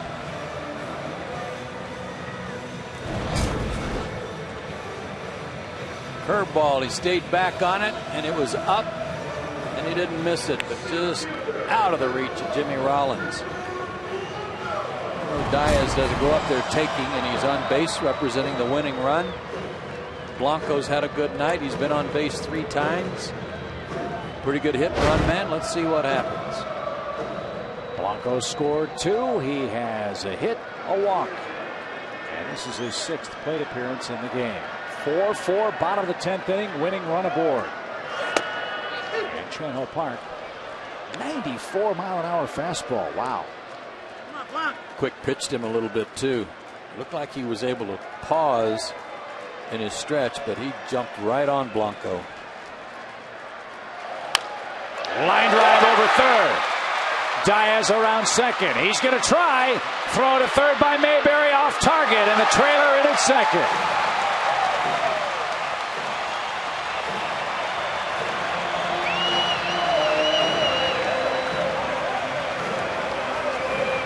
There's some baseball instincts for you. First of all, Gregor Blanco gets the big hit, goes the other way. Something off speed, dying down and away. He goes with it, and with Mayberry having to run a long way to get this ball, Matt Diaz never hesitated. Throws off the mark, might have taken a perfect throw to get him. It wasn't perfect. You talk about base running instincts. There is a pattern, is there not, for a base runner to determine whether they can make it safely to the next base? How do they read the outfielder, in other words? Well, first of all, if you're the runner at first, you're going to check the outfield, see where they're playing before a pitch is delivered, just in case the ball's hit out there and how they have to go get it. And I'm sure Matt did that. He usually does before the pitch is delivered, knew where they were. We don't know a whole lot about Mayberry defensively. Whatever scouting report they had on the outfielder's arms, I'm sure Matt knew that going into the game too. But whatever it was, with Mayberry playing left field, going to the line, it was going to be a hard throw coming back. And Matt took a chance, and it was a good one. So Atlanta's in business.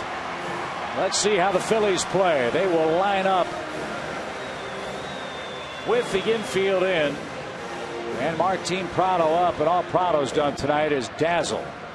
Single, homer, double. Knocked in 3 runs, batting in the number 2 spot. And he's been the money man in these situations of late. They're going to make him beat them instead of Chipper. And a strike from Chan-Ho Park.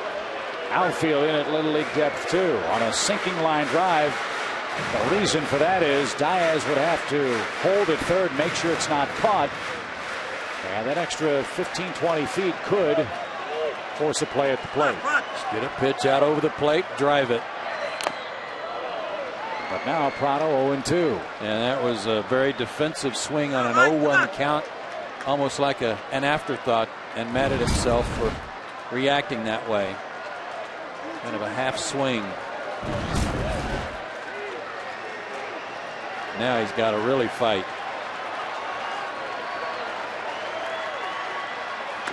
Boy.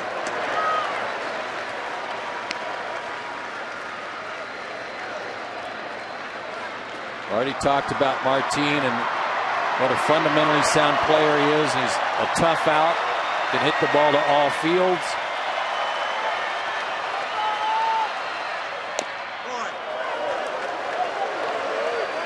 Pretty good slider there that he laid off of. Yeah, probably I'm not swinging at that.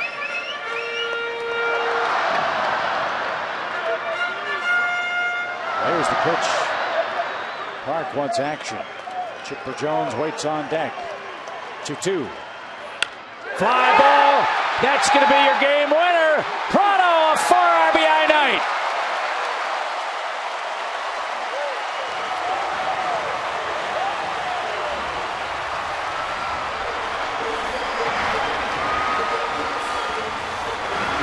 They caught him. Just to let Tim Hudson near him.